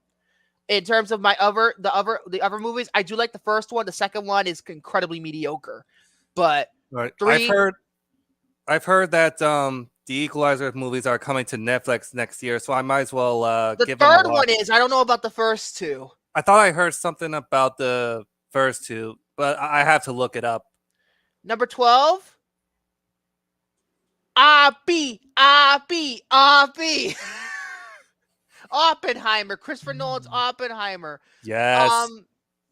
Like I said before, the reason why this is so low is because I need to watch it again. It could go up depending on a rewatch, and also the sound mixing is another problem. But otherwise, it's a flawless in terms of technical aspects, in terms of script, story, telling and screenwriting. It's flawless. It's a flawless movie. Mm-hmm. 3 hours that, for the most part, go by pretty fast. Well, the last hour is a little bit of a struggle to get through. Like, after the bomb, it kind of just drags on for a little while, a little too long for me. Could have been cut down a little bit. But otherwise, it's a phenomenal movie. Number 11 is Creed 3. I already talked about that. Great movie. Yep. Really, really good. All right. Now for the top 10, which I'll take my time on. I just had to do the top 15. I just rapid fire for the first 5. Number 10 is Neil Blomkamp's Gran Turismo. Yes, it's this high on the list. I think this is the best movie he's made since, I haven't seen Elysium, but I'll say District 9. And there's great acting in it from Orlando Bloom and David Harbour. I forget the kid's name right now. Who plays Jan. I forgot his name right now, but he's great in this. Cinematography is fucking outstanding, especially if you watch it on 4K. It's fantastic. Amazing sound mixing. It blends in the game and other PlayStation elements beautifully in the movie. It doesn't feel like some critics said that this movie feels like a commercial of Gran Turismo. No, it really doesn't. And it's more of a biopic, especially considering that Gran Turismo has no story to it. They took a very good route making this a biopic about the GT Academy. Mm-hmm. So I think, thank you, that's his name. I'm not even going to bother to pronounce it. Yeah. But great movie. I really like it. The only flaw I had with it, I feel like they didn't flesh out the main character's girlfriend all that much. Like, they made it like a point to make it like kind of like, to develop the relationship, but she's in the movie so little that I don't know if it really worked. Although the actress was pretty good. I think I want to see her in more movies. But number 9 is a movie I saw last week, maybe 2 weeks ago. It's Killers of the Flower Moon. Yes, I saw Killers of the Flower Moon, the Martin Scorsese epic. I still think it's too long. It's way too fucking long. But I thought this was a lot better to get through than The Irishman. I feel like the story was incredible. The direction is really, really great. Aside from the fucking over 3.5 hour mess. It could have been cut over an hour. But that's like the literally only flaw I have with it. And it's just brutal to watch at times. It's funny at times.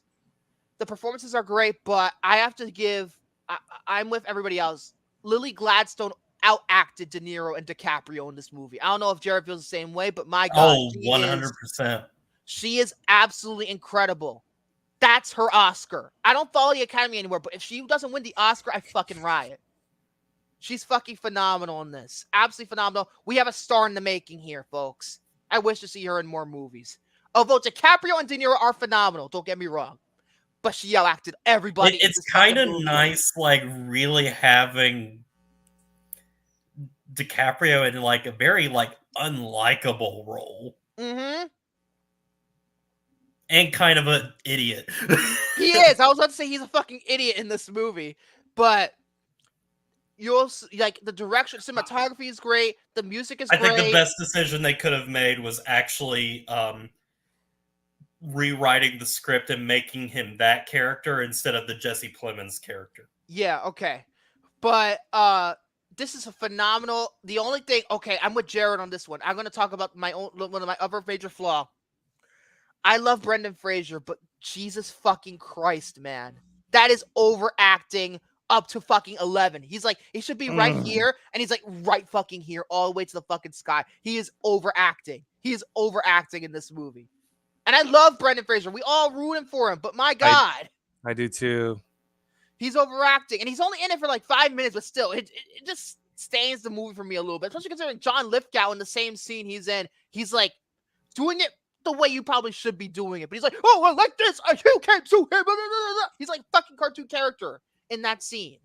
So, whatever, it's fine. But I really liked like the Native American culture that they did in it. I liked how it's, you know, because I have in high school, my best grades were in history, and obviously, you know, I really enjoyed how this was played off. You get to see the culture of them, and you get to see investigation and all that. It's just too long, and Brendan Fraser, but phenomenal movie, way better than The Irishman. Way fucking better. It's not even fucking close. Number 8, for the first time ever in any of my lists, an A24 movie has made the list. I know what it is. First time. I know what it is. Talk to me. Yep. This is the best A24 horror movie because you know why? They didn't finance it. They only picked up the U.S. distribution. It's a good question to have because it's a good question to ask because you have Amber Midthunder last year with Prey, and now you have Lily Gladstone in this. Like, two phenomenal actresses who are both indentuous.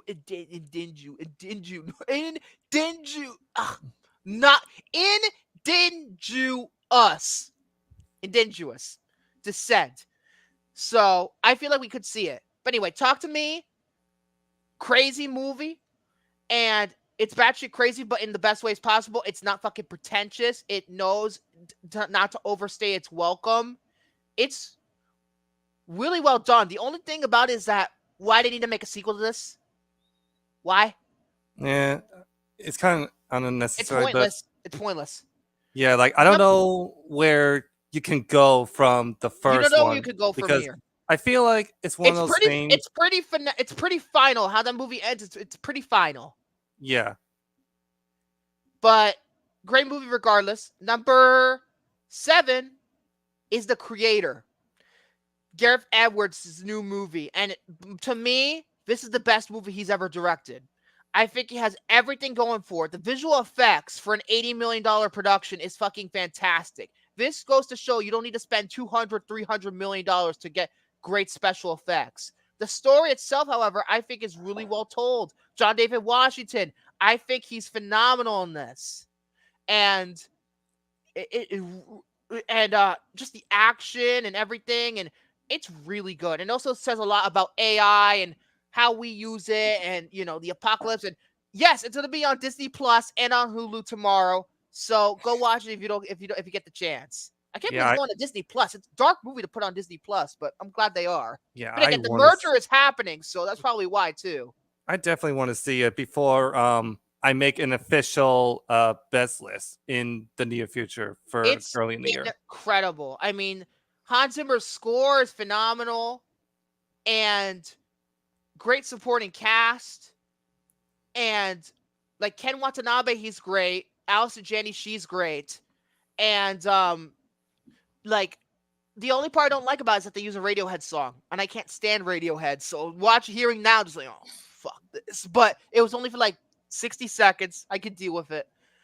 Great movie otherwise. Number 5, right? Yeah, no, number 6 is the only Netflix movie that I have on the list. Extraction 2.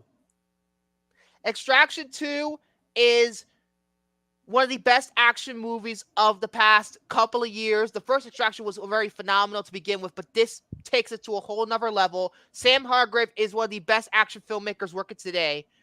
Chris Hemsworth, he's a fucking badass in this movie. He's incredible. Who else I was going to mention?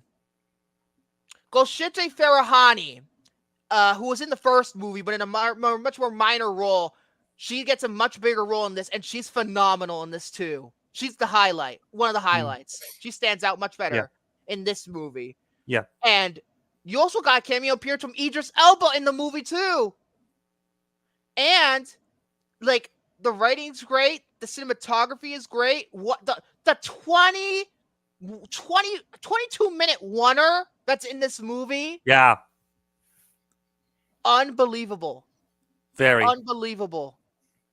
And the only thing I don't like about it is the son fucking irritating.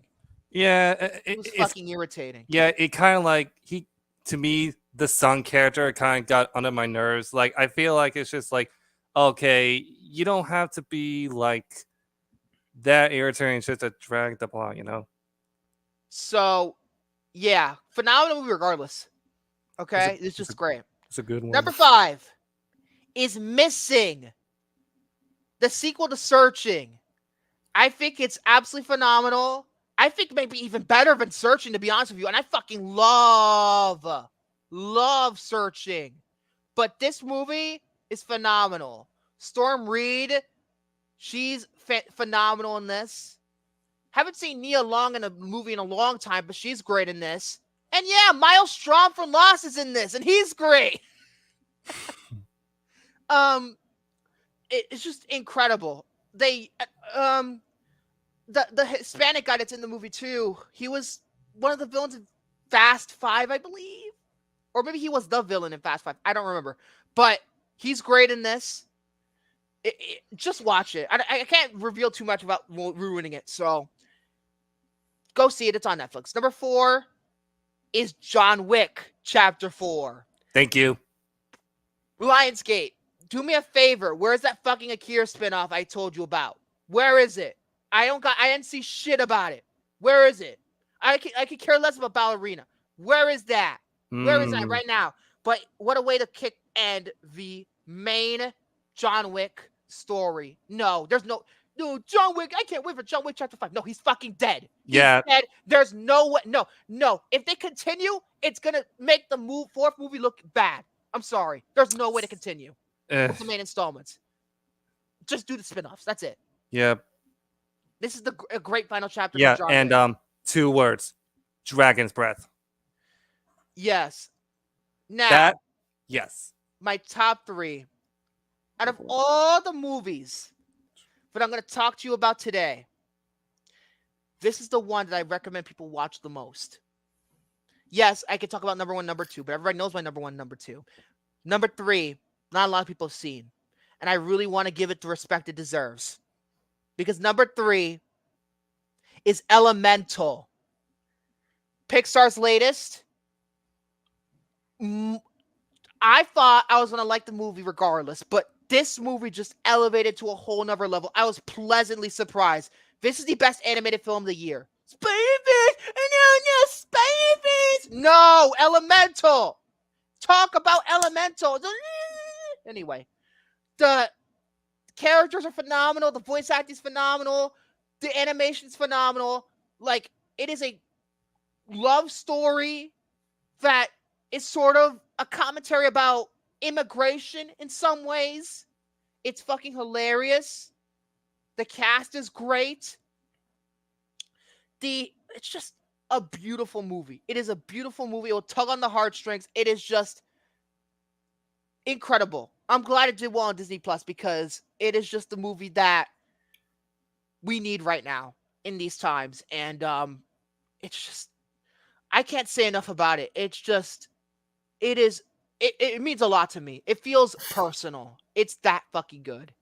It is just, people haven't seen Elemental, just fucking see it, please. Please. Disney Plus, buy it on physical media, whatever. Buy it. Rent it. Whatever. Make love to it. I don't know. I'm stealing Romy's line there with the Departed, but watch it. Seriously. Amazing. Oh, yes. I believe it does deal with xenophobia. That means Parker's not going to like this movie much, is he? The Blue Monkey guy. Okay. Now for my top 2, but I'm going to stop my camera for a second because I have physical copies of both of these movies, but I have to get them out. But my ass is just, I need to get up. Don't worry. As long as you turn off the camera, you're all good. At least my ass is not showing. Yeah, no, don't worry. Don't worry. You're all good. Oh, God. Because I don't want people to see that. Okay. Let me put this off to the side here. Oh, crap. Okay, I gotta be careful. Here. Go like this. Okay. All right. Let's unmute the... crap. All right. Number 2. I'm gonna turn my fucking brightness down so people can fucking see this better. I gotta do it for y'all. Number 2 is Mission Impossible Dead Reckoning Part 1. I think that this is a phenomenal movie. A great first part to the Dead Reckoning story, even though apparently Part 2, they're changing the name for Part 2. I don't know why. Make it consistent, please. But amazing action. Tom Cruise is as great as always. You have Haley Atwell, who hasn't really gotten a major franchise since she left the MCU, but this movie shows off her skills more than the MCU, to be honest. She's incredible in this. The villain is outstanding. Literally just 2 hours and 45 minutes just of nonstop action. It's so good. And another movie that talks about AI, because the villain is an AI protocol. So, and you got the return of Kittredge in this movie, which is a welcome return. But yeah, phenomenal movie. Mm-hmm. Absolutely.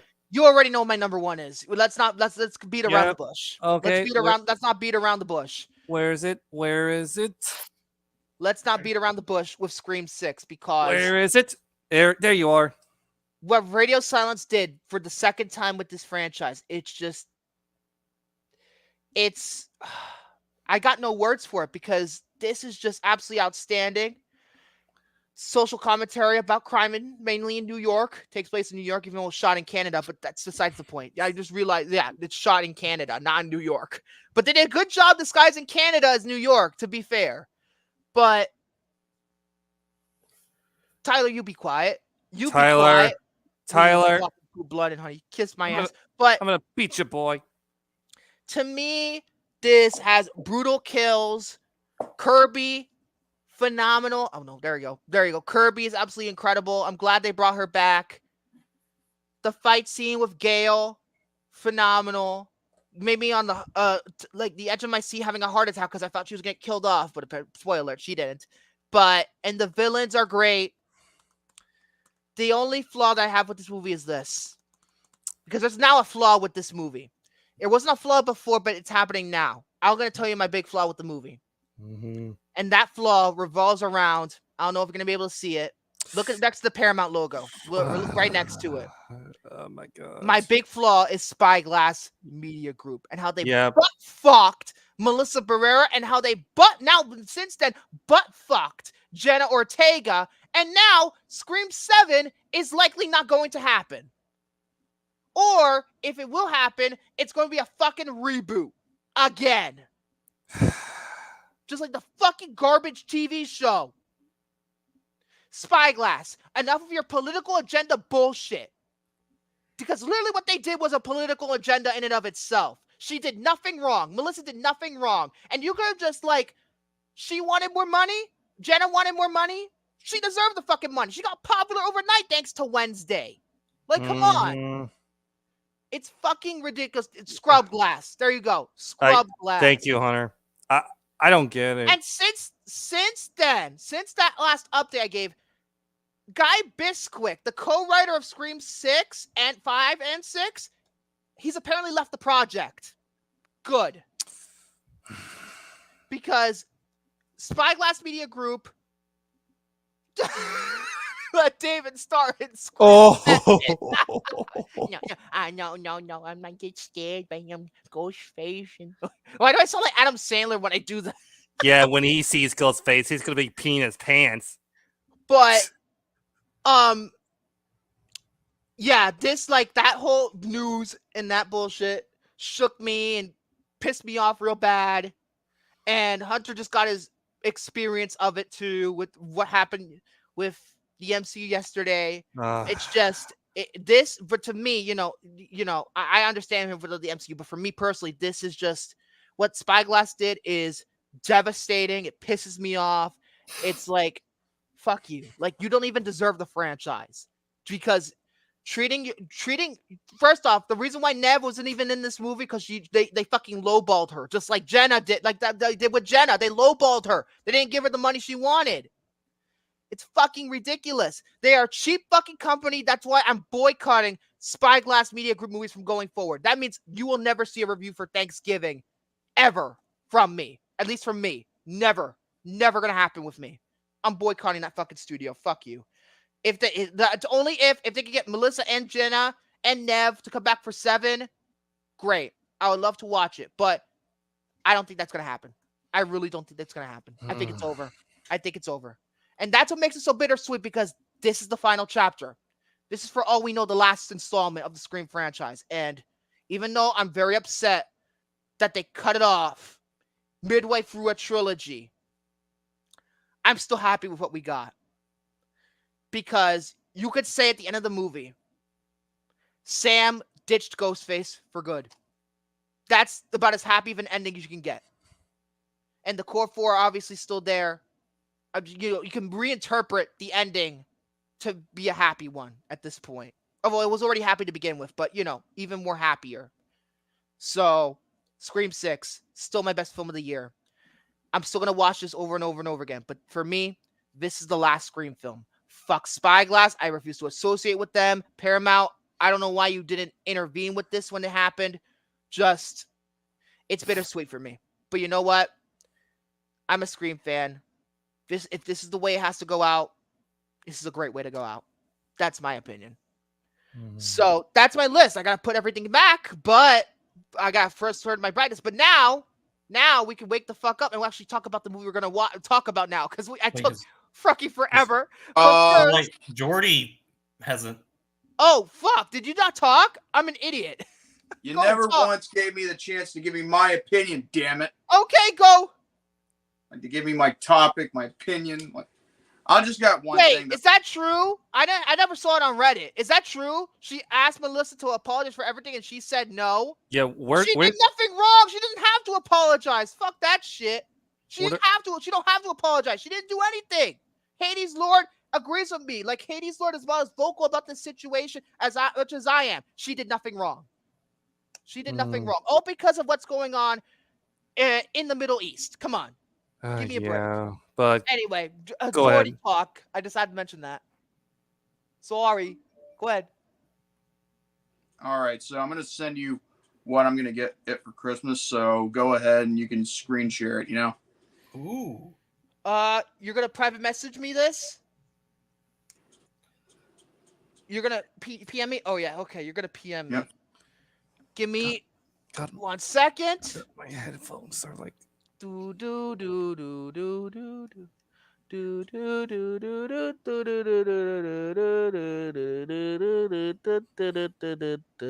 There you go. His headphones. There you go. Dave? That's what he's getting. That's what he's getting right there. An NES, a Nintendo Entertainment System. Nice. With the as well. What? With those games as well.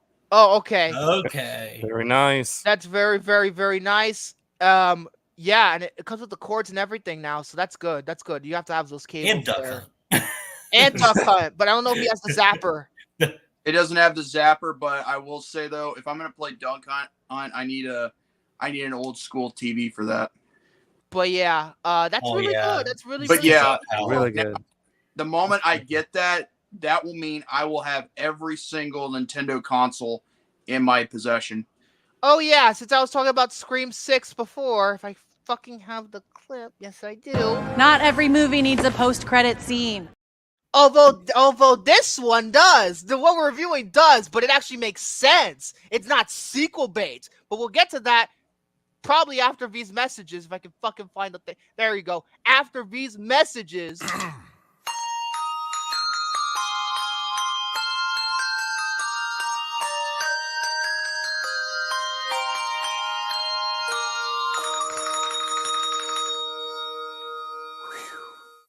Never believed they could compete in a beauty pageant, but starting April 7th, Fox will do the impossible. Get ready for the most radical transformations ever brought to television. I'll be a new woman when I come back. A team of cosmetic and plastic surgeons will turn these 17 ugly ducklings into drop-dead beauties. They'll be given new noses, chins, tummies, and after 3 months without a mirror, they'll see themselves for the first time. Oh my God. But after all this, some still won't make it to the most incredible beauty pageant ever devised, The Swan, Wednesday, April 7th on Fox. Fuck you, Fox, for making basically a reality show about plastic surgery. Oh, now you're going to be beautiful because you got plastic surgery. That's Fox for you. Other than 24 and like they, this time, and House as well, they were like low-class shit like that, like this one and Who's Your Daddy, which I was taught, I did the commercial about a few weeks ago. But Now that I can say that, great 90s botched. Love me But some now, Hershey with Kisses. that being said, thank you all for waiting because it's Turbo Time! This is Turboman, the toy every kid is getting for Christmas. Whoever doesn't can be a real loser. This is Desperate Man, You got the doll, right? the father who forgot to get one for his son. I got the last one. Sucker. This is war. On November 22nd, holiday cheer is busting out all over. Where's your Christmas spirit? Arnold Schwarzenegger, Jingle All The Way. This man is totally insane. Thank you! Rated PG. November 22nd, only in theaters. Oh, just barely got done with it in time. I had to put the shit up away. But yay, we finally get to do Jingle All The Way because I figured, because I was just thinking about what I was going to do for a Christmas special. I felt like we got to do a Christmas movie to make up for the bullshit that happened last year with the Big Daddy commotion bullshit. But, oof.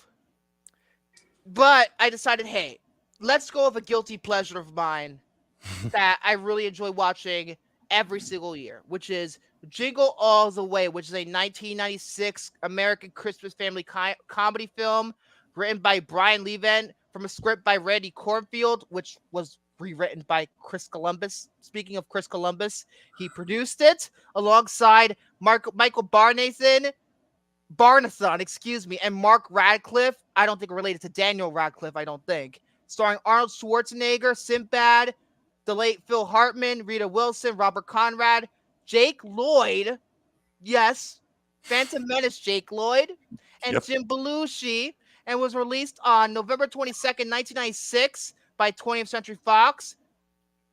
How did this movie cost $75 million to make? This movie cost $75 million? The ending of the movie, the third That's act. the only way I can see it make. Because otherwise, it's like a $25 to $50 million movie right there. Although Arnold was probably not cheap, so although it made its money back, I believe, 129.8 million. So it did do well regardless. The premise: workaholic Howard Langston wants to make up things to his son Jamie and his wife Liz. He promises to get Jamie the hottest toy of the season, Turboman, even though it's Christmas Eve and the toy is practically sold out. As Langston hunts down the elusive gift, he runs into mailman Myron, another father, on the same quest. With the clock winding down, Langston's moral code is tested when he starts to learn the real meaning of Christmas. 20% rate on Rotten Tomatoes. And you wonder why I don't fucking like this site. You have no fun. 34% on Metacritic, 5.7 out of 10 on IMDb, 2.8 out of 5 on Letterboxd. These people are too harsh. I guess Rotten Tomatoes is just like having fun with us with these freaking scores. Having fun? They don't know how to have fun. 20%? Well, we want to give the most serious prestige movies from 100% or 90%. And I get it. Prestige movies have their charm to them, but this is an entertaining, guilty pleasure extravaganza because I've been watching Jingle All The Way ever since I was a kid when it came on TV. I forget which channel, but might have been FX. I don't know. But I've been watching this ever since I was a kid, and it strikes. It's one of those movies that just makes me laugh, makes me smile. It's just a great movie to put on during the holidays. It's like literally, it's just it gets the job done in terms of holiday films. It gets the job done. But I watched this a lot as a kid, but I had not seen it since until like 2 or 3 years ago.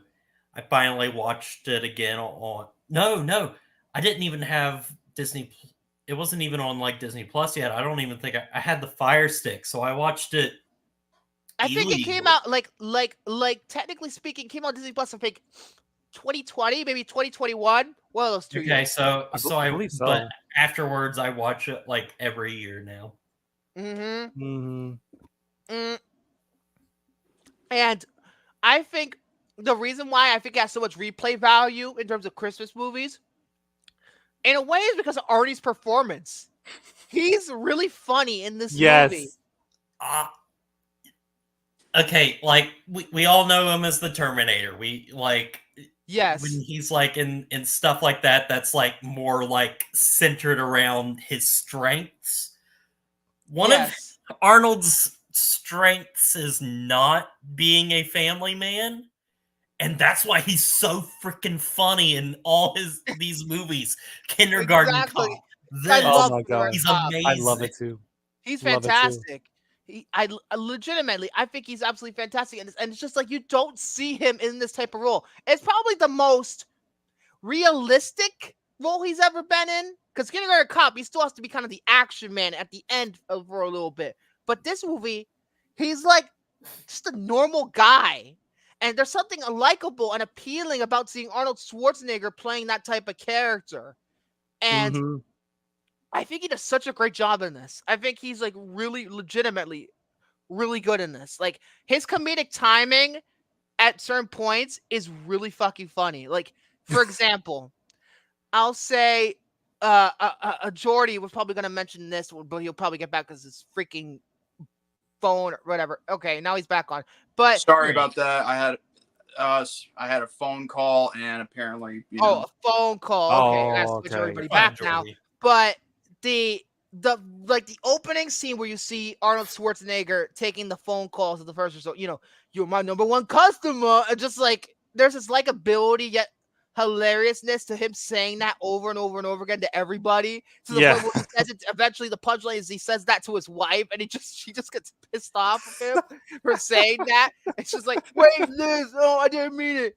It's fucking hysterical. It's fucking hysterical, and. Like the more physical comedy he does pretty well, especially with the scene with the con people. The con Santa. Oh my god. Hysterical. So maybe funny. Like the best scene in the movie, maybe. I love it. I do too, Jared. I love the part when the fucking midget goes flying. Oh yeah, when he was like in that factory and he fights I know one certain actor that Jordy will be talking about, but that was like so hysterical. And another thing I like about it too, I'll get back to Arnie in a minute, but one thing I really like about it is the satire about commercialism, particularly for toys. Apparently that's what Chris Columbus added in later. Like that whole rant at the beginning where Myron just ranting about subliminal messages in toy commercials. It's fucking hilarious, and it deals with that satire pretty well, I think. I think so too.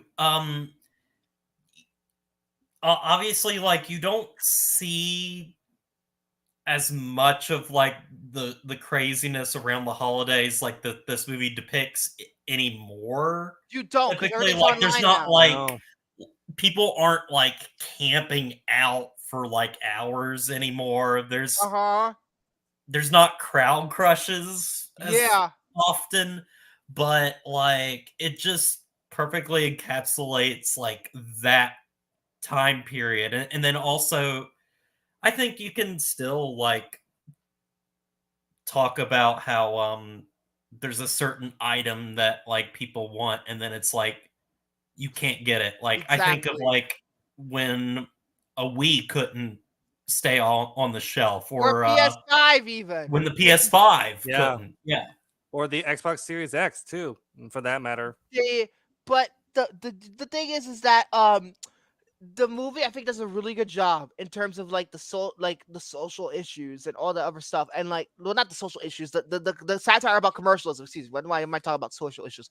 But like legitimately, this is like the scenes where they're going inside the store and just people beating the crap out of each other just to get Turboman is unbelievably funny.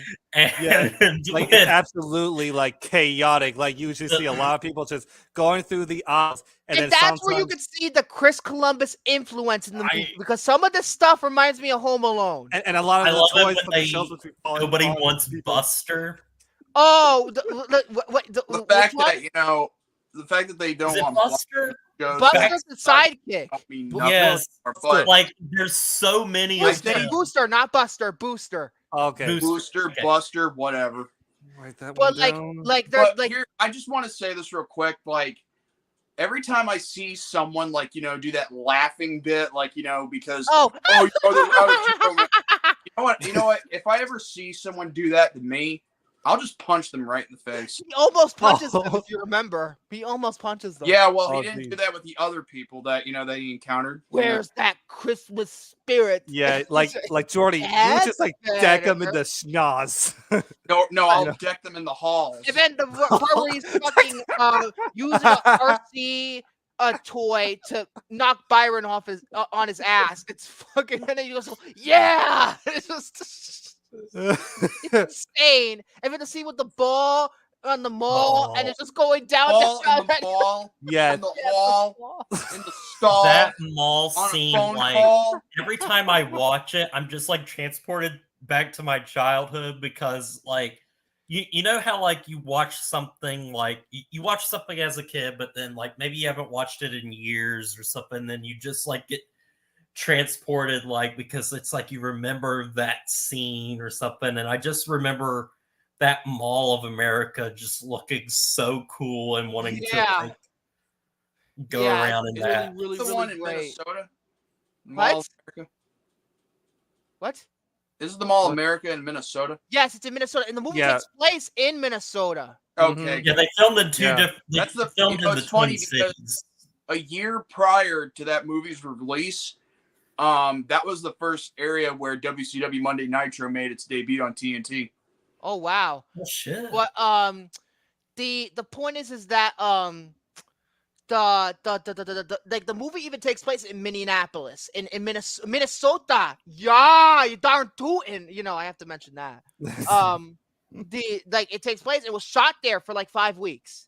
The rest of it was shot in Los Angeles, but some of it was shot in Minnesota. Like you could tell in terms of certain scenes. But like the Mall of America just looks so huge. Looks like it's just a fun place to be around. It's still there, but I don't know if it's as charming as it was before. Like even too, like it feels like a lot more colorful than when they were like filming the actual movie, and it feels with so much energy in that particular mall sequence, And then the ball and just the little girl having the ball. Oh yeah, hi little girl. Yeah. I have a web ball. You want to Oh my trade? God. And then, Then, and then you just have the parents just pervert. Pervert. Yeah, pervert. I'm not the pervert. I just want the Turboman doll. Turboman doll. It's just fucking hysterical. And this movie for a family comedy is at times really fucking edgy. Especially with Phil Hartman. Oh my God. He is the best character in the movie. Yeah. He is an absolute douche nozzle and a creepy pervert. Like he wants to fuck Liz so bad. And it's just he wants to do it with every single married woman. Exactly. And they actually explain the way that he got divorced, and that's why he's doing all of this. And then the kid gets everything he wants for Christmas because of it. It's hysterical. I think really Phil Hartman, rest in peace. He's a talent. He's a talent in this. He's fucking hysterical. Oh yeah. We'll get to that soon. Oh yeah, we'll get to that, Tyler. We'll get to that. I did point that out in the film testing forum. But we'll talk about that. Yeah. In a way, he's kind of like Korakbar, but toned down a little bit because it's PG. Oh, yeah. But still, for a PG rating, this goes far sometimes. Like really far. He's just like a creepy douchebag in this. And he just works. Phil Hartman just plays it so well. Hey, you know what? If there's one thing that I'll say, if that woman can really cook cookies as he likes it, someone sign me up because I love me. And then even like the scenes where he's eating the cookie and he's just eating it in such put that cookie down. He's in such a sexual way, just an awkward sexual kind of way, to the point where Arnold's fed up with him and says the following: Put that cookie down now. But that's one of the best scenes in the movie. That's what, by the way, it's one of the best scenes. Yeah. It's the most iconic. I mentioned something in the fantastic form that I made Jordy laugh and I said, pitch this. How would the Cookie Monster from Sesame Street react when Arnold wants to put his cookie down? And then the Cookie Monster, I think he'd be like, Cookie. Eat my cookies. But it's fucking hysterical. That scene is absolutely hysterical. What else?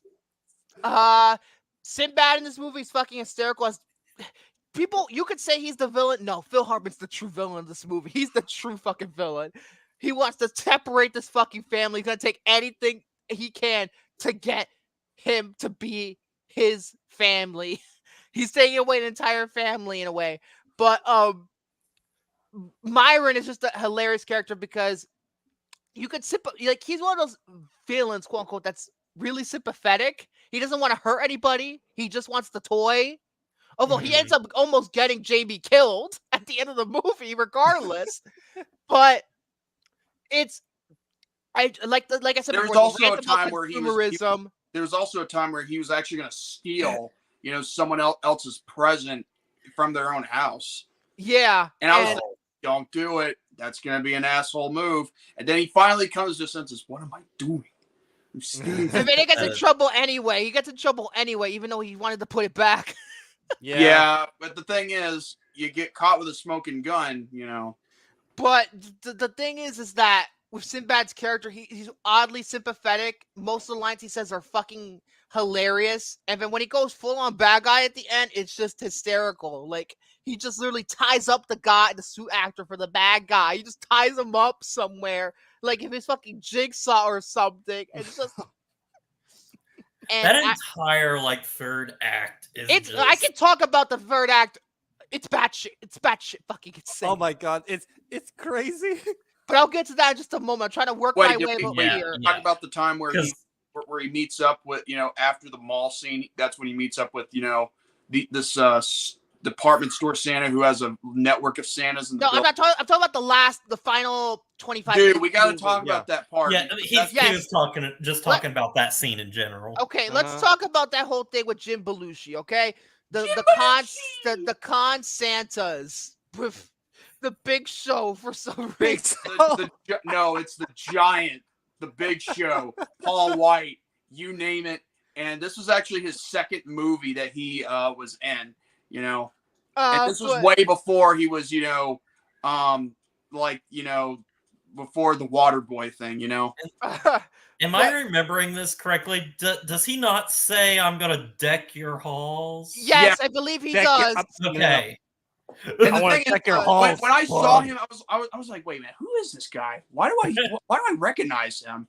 I was in the film testing forum. Holy shit! It's Paul White. It's the Big Show. It's the Giant. He's on Jingle All The Way. Holy shit! I want to deck your halls, Bob. Also, the running gag with that cop. Ian McGruber. Maybe, I think. I don't know. But this is just funny. Just that whole scene, just beating the shit out of him.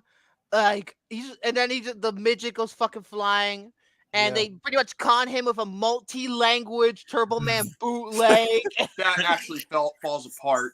My God, you have to be Sawyer with fucking seafood this con. Jesus Christ, man. Let's not forget the one Santa who was using nunchucks and he's screaming like Bruce Lee. And then we also get to the the fight sequences, and then there's Paul White, the Giant, Big Show, whatever you want to call him. And after it's all said and done, the cops come, and then the one slick thing that I don't think anybody could ever pull off again is the fact that he got a detective's badge right there, or a cop badge right then and there, just to fool the other cops and thinking that he was. And he's just like, yeah, he's just like this. It's just and then, arrest him. And it's fucking hysterical. He was in MacGruber, all right, but But yeah, you can go back to the third act now, Oh, no. I was going to save the third act for later. Jake Lloyd in this movie, he's better in here than in The Phantom Menace. But, I agree. Because he's actually a cute kid. He actually does a pretty good performance, all things considered. I think he's much better in this. But no, George Lucas decides to ruin him. Thanks, George. Your poor direction showed. My Well, the my thing is, favorite scene. You know, here's the thing. Sometimes you can't just blame. I'm not blaming Jake Lloyd. I'm blaming George. It's very No, simple. I know that. That's what I was talking about. Mm-hmm. Asshole. Anyway, it's just that it's kind of easy for someone to blame the director for what goes on. Now, I will admit, George has made a lot of mistakes when it came to the prequel trilogy, but that doesn't mean he was the person that ruined careers. Like, I mean, if anything, if you can't get a casting calling or anything like that, or get something signed up or have your agent do something, then that's on you. Yes, at the same time, you're right. But at the same time, George's poor direction, that's why he had a bad performance. Or at least mediocre to me. I think it's not that bad, but I don't think it's bad either. I think Jake Lloyd was a pretty good kid actor back in the day. I mean, I can't speak for everything he's done, but still, at the end of the day, those 2 movies and that's it. By the way, this is it. This is it. Only 2 films. But Jerry, what you were saying about my favorite scene in the entire movie is when they go to the I agree. radio station. Oh, I and love Myron that scene. pretends to have a bomb, and then it turns out it was a real bomb. He thought it was fake. He was pretending it wasn't, but it actually was, and he's just like, "It was a real bomb. This is a sick world." I'm surprised that he did not die from that bomb because it was like at point blank. I was on the bomb squad for. It was like right in his face. 10 years. He should have died from that. He should have gotten killed. But I know it's a kid's movie. But right in all of them would have been killed, not just him. But that's it, kind of acting like a cartoon, but in the best ways. It's fucking hysterical. Even though this movie's really like we talked before we got on the air and everything about this feeling kind of like a Chris Columbus movie anyway. Yes, despite him not actually directing it, but a lot of the colors in it remind me of just the warm glow of say something like Home Alone or his 2 Harry Potter films. Yes. Or even Stepmom. If you've ever seen Stepmom, it's like that color timing, pretty much. I think I prefer Step Brothers than Stepmom. Stepmom's actually a pretty good movie. But Step Brothers, I do agree. I love Step Brothers. Shut up, Romy. But it has that warmth to it. Certain editing choices, for example, Rita Wilson's character, Mrs. Tom Hanks, the wife in this movie, asked if he got the doll. There's this quick fucking zoom in on his face. That is absolutely something he would do in Home Alone 1 and 2. Remember the scene? You mean where did you get a Christmas present for Jamie then? And that's the way the camera just moves, and they repeat and that's also that's also seen after the credits too. I'm glad you mentioned that because I was gonna say the after credits scene is amazing. Yes, it's absolutely amazing. Yes. You know what he should have done instead of what did you get me for Christmas? Instead of like this. It is kind of like Sam Raimi when you think about it. When looking at you know what he should have done? He should have been like this while looking at his wife, like, and then.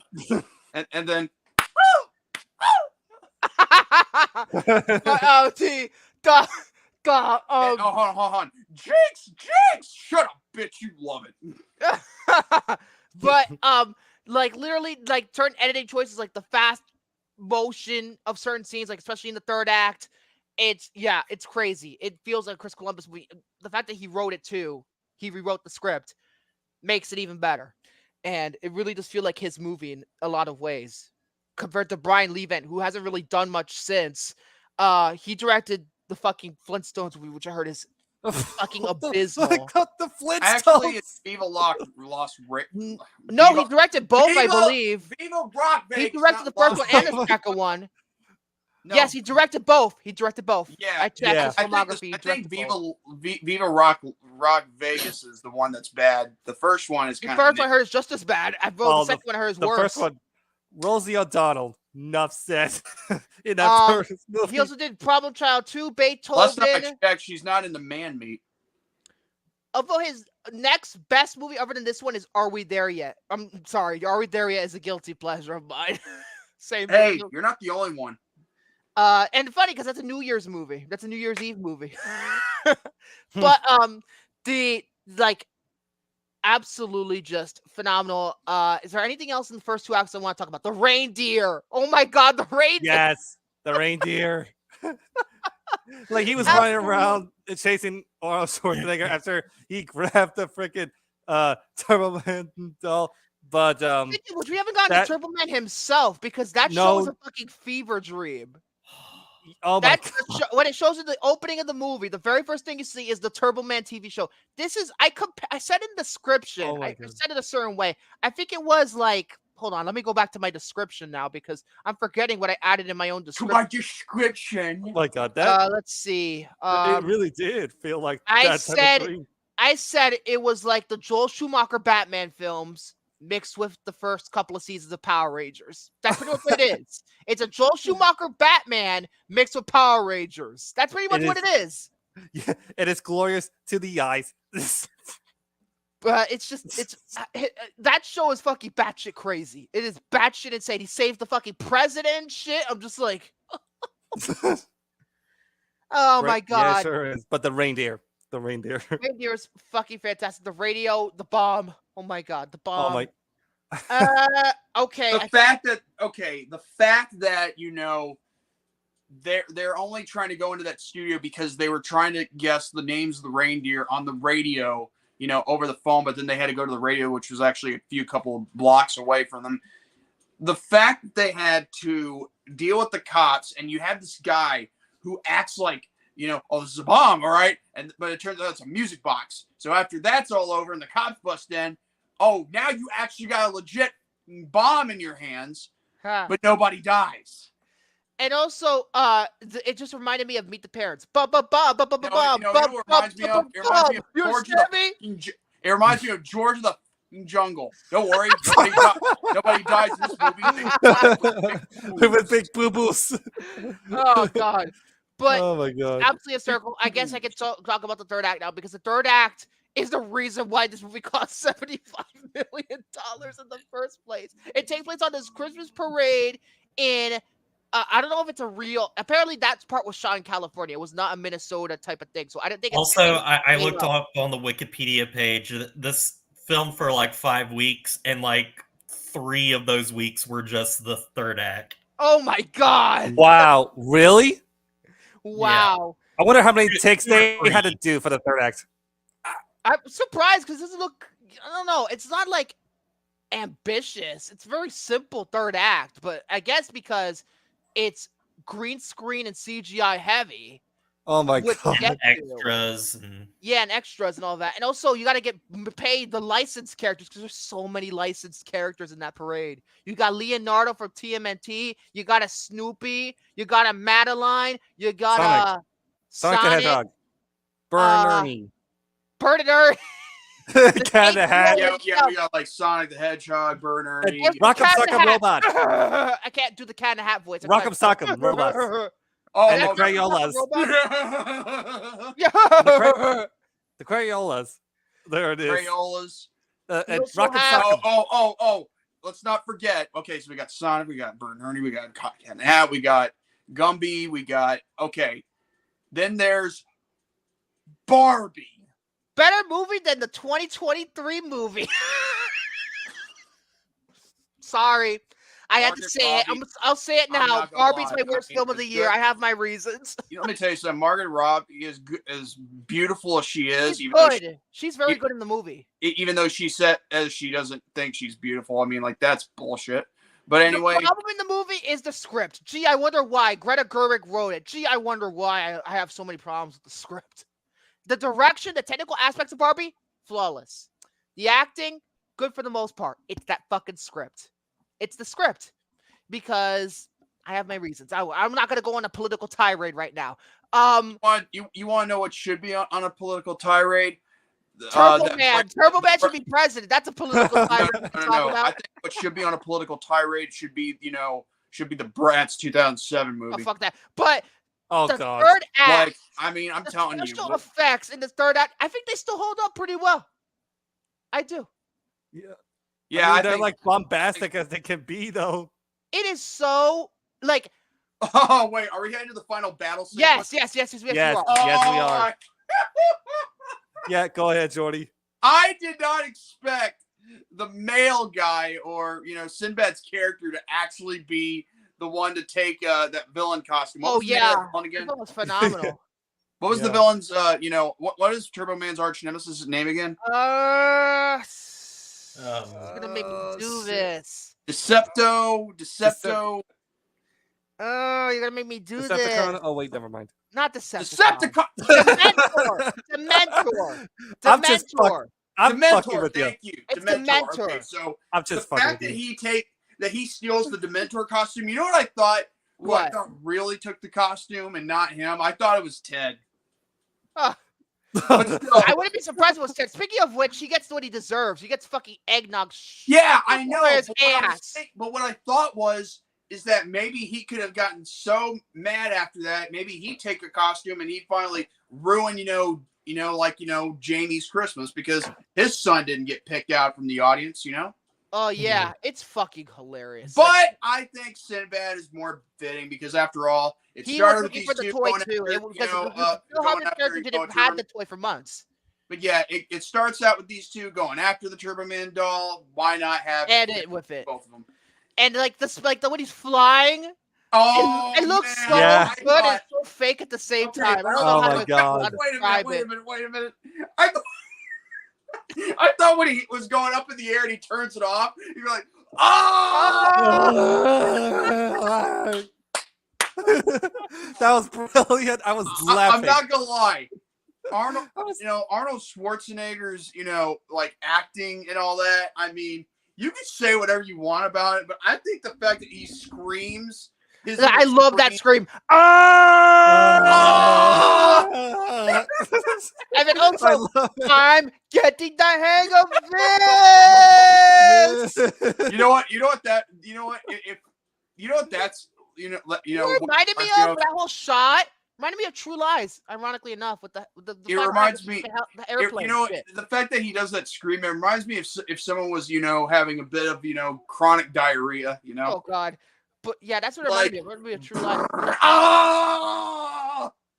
And then of course Jamie almost gets killed because of the guy. And it's like he uses Oh my God! away First and of all all, that when shit. Sinbad was still going after that freaking action figure, I was like, dude, You're on a fucking sign that's you're gonna drop, and you're gonna freaking get your ass killed. You're still wanting to get the fucking action figure for your own kid and not say that one? You freaking, selfish prick. Yeah, but I think it was kind of cool that he fell from the sign, even though he didn't die. But Yeah. Yeah, great. I love that final act. So much fun. It has that Home Alone-ness that I lately like, and it's just so much fun. And I'm gonna wait to. I actually thought it was actually kind of heartwarming that Jamie gives the guy the Turboman doll. Here's the thing, though. There's a plot hole. How is he gonna give it to his son? Because he's still arrested for his crimes. So how is he gonna give the toy to the son? I don't know. Yeah, they just snatched that out of his hand. Actually, what they could do is just let him mail it to his son via packaging. Maybe, but he's a mailman. True, he is a mailman. Or he could just post bail. True, but you just never know. But yeah, like that whole thing, it's a touching scene because it shows like he says the last line. Well, before unless you count the after credit scene, the post credit scene. The last line is, "I got the real Turboman at home." So it's really well done. I think I really like that ending. Now let's talk about.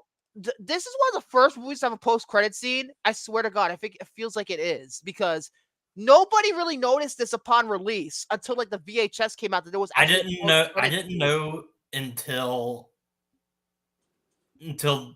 I rewatched it for the first time. I mean, this is the first time I ever watched it, but then I heard someone talk about the credit sequence. I was like, and then it says skip credits on the option on my phone. I was like, oh, okay, skip credits, and then okay. But then all of a sudden, it was like they were trying to hint, should we have a sequel to this? I don't think it was meant to imply a sequel. Well, wait till 2014 came around. No, that's not a sequel. The direct-to-video one, it's sequel in name only. It's like Kindergarten Cop 2. It's sequel in name only. jeez. So I consider it just more Now, shenanigans like I of a said, punchline. like I said, for the close-up thing, instead of just having it like this and then it fades to black, I'm telling you, he should have got laid that night, fellas. Because that would be the wife's Christmas present. You have his little I white never thought about that. I thought it was gonna be like some comfort thing. Like, I never thought let me of it tell like you, that. little like her receiving little white soldiers. It would be a Christmas present enough for her. And I'm not talking about snowflakes. So yeah, this movie is it's awesome. I love this movie. I believe it is too. I And do this was my too. first It's time just so watching it. fun. I never watched this movie until tonight. So for my score, gonna give it a 4 out of 5. 4 out of 5 too. Me 3. Giving it a 7 out of 10, but at the same time, I love this movie, and even though I give it a 7 out of 10 because of reasons, I'll even go more into it in my actual review when I post it this weekend.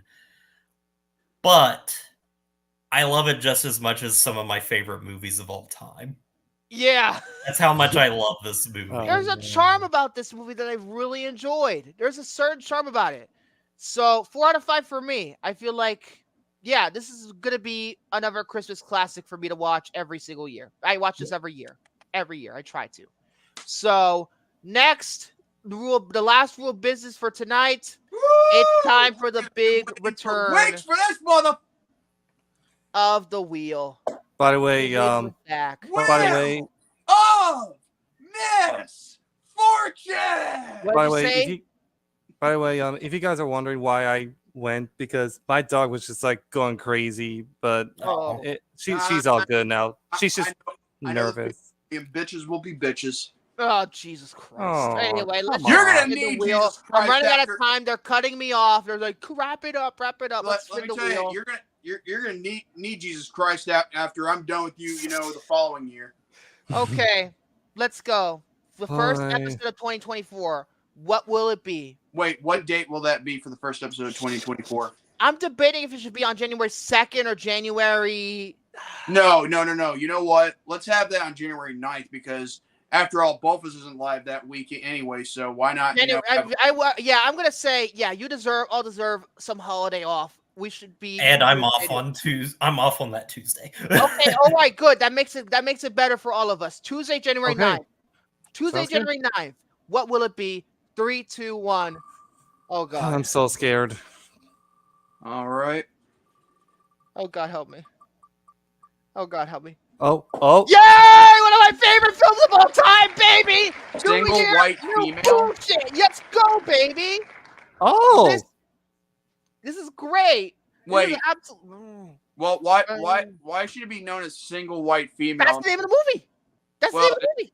It's a thriller movie. It's not horror. You can watch it. It's a thriller, not a horror. Thriller. And I'm thriller. confused. Like, has there ever been called a single black female? I believe there's a Lifetime movie called Single Black Female. I Oh, believe. Lifetime movies. Well, then again, I do I do like Grumpy Cat. So. By the way, there's a dog in this movie too. There's a dog. Oh, there's a bitch. But guys, I'm glad we did it on January 9th because this is one of my favorite films of all time. Legitimately, one of my favorite films of all time. I cannot wait to talk about this movie with y'all because if you know me and you know the history of Scared Shitless, you know I love this movie. You know how much I adore this fucking movie. So January 9th is going to be something to remember. A good movie to start the new year. That's what I need right there. Like, what was it right next to? I want to look. It was right next to Battlefield Earth. It was right next to Battlefield Earth. It's not there now, but it was right next to Battlefield Earth. If it wasn't for Single White Female, it would have been Battlefield Earth for the new year. Oh my God. Oh my God, help me. It worked out well, though. It worked out really well. I can't wait to talk about this movie. Hope we won't be celebrating L. Ron Hubbard, Not now. We will eventually. Might as well call it a night or a I have silent to cut night. it off. I have to cut it off because A my silent mom's night, gonna a holy night, By the way, before I sign off, just saying thank you for everybody who's been tuning in to our show for the past year. I mean, we've grown a lot. We've grown a lot throughout this past year in terms of the show. I want to say thank you to everybody who's tuned in. Good or bad feedback, it really doesn't matter. I just want to say thank you. It's a pleasure doing this. Let's hope for another great year in 2024. So happy holidays, happy New Year, whatever the fuck, happy New Year, I guess, and drink a lot of champagne. Hopefully don't get yourself too drunk. So wrap it up, Jordy. If you like this, give it a thumbs up. If you missed your chance in the live chat, comment down below. Give us your thoughts and opinions. Also, be sure to subscribe if you're new to the David 2000 Network channel and hit the notification bell so that way you'll be notified whenever this channel does an upload, a premiere, or a live stream like this at all times. Same goes for the Count, Victor Devalle, the Conqueror, William Braun, and the Saint, Jared Ross, and yours truly, the Young Blood Outsider, Jordy Scout, a.k.a. J-Man's Legit. With that being said, God bless you all. Have a great night and stay healthy for your better year tomorrow, a better year next year and a better day tomorrow. So now. And also Merry fucking Christmas, Happy fucking Holidays, and Happy New Year. No, Happy Christmas and Merry Holidays. Happy Christmas, Ron. Not the same thing. I can't stand that scene because they say Happy Christmas in Sorcerer's Stone. It bothers me. I'm sorry. I know they're from the UK, but still. Happy Christmas. But that being said, thank you all for watching this past year. We'll see you on January 9th, 2024 for one of my favorite films of all time, Single White Female. So with that being said, nothing much more to say there. Enjoy your holiday. Enjoy everything. Enjoy the new year, spending time with your family or whatever. Just have a great night, and we'll see you next year. Yeah.